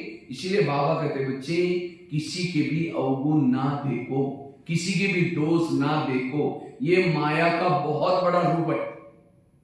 ಹಾಗಾಗಿ ಈಗ ಯಾರ ಅವಗುಣ ನಾವು ನೋಡ್ತೀವಿ, ಅಂಥವರು ತುಂಬ ವರ್ಷದಿಂದ ಜ್ಞಾನದಿಂದ ನಡೀತಿರ್ಬೋದು, ಅವರು ಈಗೀಗ ಅವರಲ್ಲಿ ಆ ಅವಗುಣ ಕಂಡಿರ್ಬೋದು. ಆದರೆ ನಾವು ಈಗೀಗ ಜ್ಞಾನದಲ್ಲಿ ಬಂದು ಅವರ ಅವಗುಣಗಳನ್ನು ನೋಡಿ ನಾವು ಅವರಿಂದ ದೂರ ಆದರೆ ನಷ್ಟ ನಮಗೆ. ಹಾಗಾಗಿ परचिंतन करने से जैसे बाबा कहते हैं सुदर्शन चक्र घुमाओ, माया का गला काटो. लेकिन हम क्या करते हैं, परदर्शन चक्र घुमाते अपना ही गला काट लेते हैं. ಯಾವಾಗೆಲ್ಲ ಪರಚಿಂತನೆ ಬರುತ್ತೆ ಆವಾಗ ಬಾಬಾ ನಮ್ಗೇನು ಶ್ರೀಮತ ಕೊಟ್ಟಿದ್ದಾರೆ, ಸ್ವದರ್ಶನ ಚಕ್ರ ತಿರುಗಿಸಿ ನಾವೇನಾಗಿದ್ವಿ, ಏನಾಗಿದ್ದೀವಿ, ಏನಾಗ್ತಿದ್ದೀವಿ ಅನ್ನುವಂಥದ್ದನ್ನು ತಿರುಗಿಸಿ ಅಂತ. ಆದರೆ ಏನು ಮಾಡ್ಬಿಡ್ತೀವಿ, ಪರದರ್ಶನದ ಒಂದು ಚಕ್ರವನ್ನು ತಿರ್ಸೋದ್ರಿಂದ ಅದೇನಾಗ್ಬಿಡುತ್ತೆ, ಹಿಂಗೆ ಹೋಗೋ ಚಕ್ರ ಹಿಂಗೆ ತಿರುಗ್ಬಿಟ್ಟು ನಮ್ಮ ಕತ್ತೆ ಕಟ್ಟಾಗ್ಬಿಡುತ್ತೆ. और जिसके अंदर सहन शक्ति नहीं है वही परचिंतन करता है. किसी ने उसको बोल दिया, किसी ने कुछ कह दिया, वो सहन नहीं होता, औरों को जाकर सुनाता है. ಯಾರು ಪರಚಿಂತನೆ ಮಾಡ್ತಾರೆ, ಪರದರ್ಶನ ಮಾಡ್ತಾರೆ, ಯಾರಲ್ಲಿ ಸಹನ ಶಕ್ತಿ ಇರೋದಿಲ್ಲ, ಅವ್ರಿಗೆ ತಡ್ಕೊಳ್ಳೋದಕ್ಕಾಗೋದಿಲ್ವಲ್ಲ, ಯಾರು ಸಿಗಲಿ ಒಂದು ಡಸ್ಟನ್ನ ಅವ್ರ ಕಿವಿನಲ್ಲಿ ಹಾಕೋಣ ಅಂತ ವೇಟ್ ಮಾಡಿ. इसलिए इस श्रीमत का हमें पालन करना है. एक श्रीमत बताया, उसकी गहराई बताई, कैसे इस पर चिंतन से इसलिए एक एक सेंटेंस जो बाबा का चलता है वो देखना है कि मेरे लाइफ में वो बातें है. अगर नहीं है तो हमारे योग कैसा लगेगा, हमारी अवस्था अच्छी कैसी बनेगी. इसलिए बाबा जो विस्तार से ज्ञान सुनाता है इसे हमारी आत्मिक स्थिति बनानी है, क्योंकि ये सब करने से योग लगेगा, आत्मिक स्थिति बनेगी. ठीक है, तो पर चिंतन से बचना, उसके लिए छड़ी वाली कहानी, थैले वाली कहानी बताई, कान में उल्टी नहीं करना, सिर हिला करके हाजी हाजी नहीं करना है. तो इस तरह से पर चिंतन से बचना, ये पुरुषार्थ करना है. ओम शांति. ಈ ರೀತಿ ಪರಚಿಂತನೆಯನ್ನು ಮಾಡೋದ್ರಿಂದ ಎಷ್ಟೆಲ್ಲ ನಮಗೆ ನಷ್ಟ ಅನ್ನುವಂಥದ್ದನ್ನು ತಿಳ್ಕೊಂಡು ನಾವೇನು ಮಾಡಬಾರ್ದು, ಪರಚಿಂತನೆ ಕಡೆ ಗಮನವನ್ನು ಬಿಟ್ಟು ತಂದೆಯ ಶ್ರೀಮತವನ್ನು ನಾವು ಫಾಲೋ ಮಾಡಬೇಕು. ಸೊ ಇದರಿಂದನೇ ಸಂಪೂರ್ಣವಾಗಿ ನಮಗೆ ಲಾಭ ಅನ್ನುವಂಥದ್ದಿದೆ. ಇವತ್ತು सभी प्रतिज्ञा भी करेंगे, अभी हाथ आगे करके सभी हाथ आगे करेंगे. ಎಲ್ಲರೂ ಕೈ ಮುಂದೆ ಇಟ್ಕೊಂಡು ಪ್ರತಿಜ್ಞೆ और जैसे मैं कहूंगा वैसे बोलेंगे. प्यारे बाबा, ये संगम युग चल रहा है, ये संगम युग चल रहा है, संगम युग के भी अनमोल समय चल रहा है. ये संगम युग के भी अनमोल समय चल रहा है. इसलिए आपसे मैं कभी भी परचिंतन नहीं करूंगा. इसलिए हम आपसे कभी भी परचिंतन नहीं करूंगी, परचिंतन करके वायुमंडल खराब नहीं करूंगा, परचिंतन करके वायुमंडल खराब नहीं करूंगी, किसी के भी दोष नहीं देखूंगा, किसी के भी दोष नहीं देखूंगी, हर एक के अंदर के अच्छाई गुण देखूंगा, हर एक के अंदर अच्छाई गुण देखूंगी, गुणों का वर्णन करूंगा. वर्णन करूंगी, पर चिंतन से मुक्त रहूंगा। परचिंतन से मुक्त रहूंगा। ओम शांति। अब इस हाथ की लाज रखनी, इसलिए कभी भी किसी के दोष खुद भी चिंतन नहीं करना, औरों को भी जाकर के किसी के कान में नहीं सुनाना। ओम शांति। అలాగే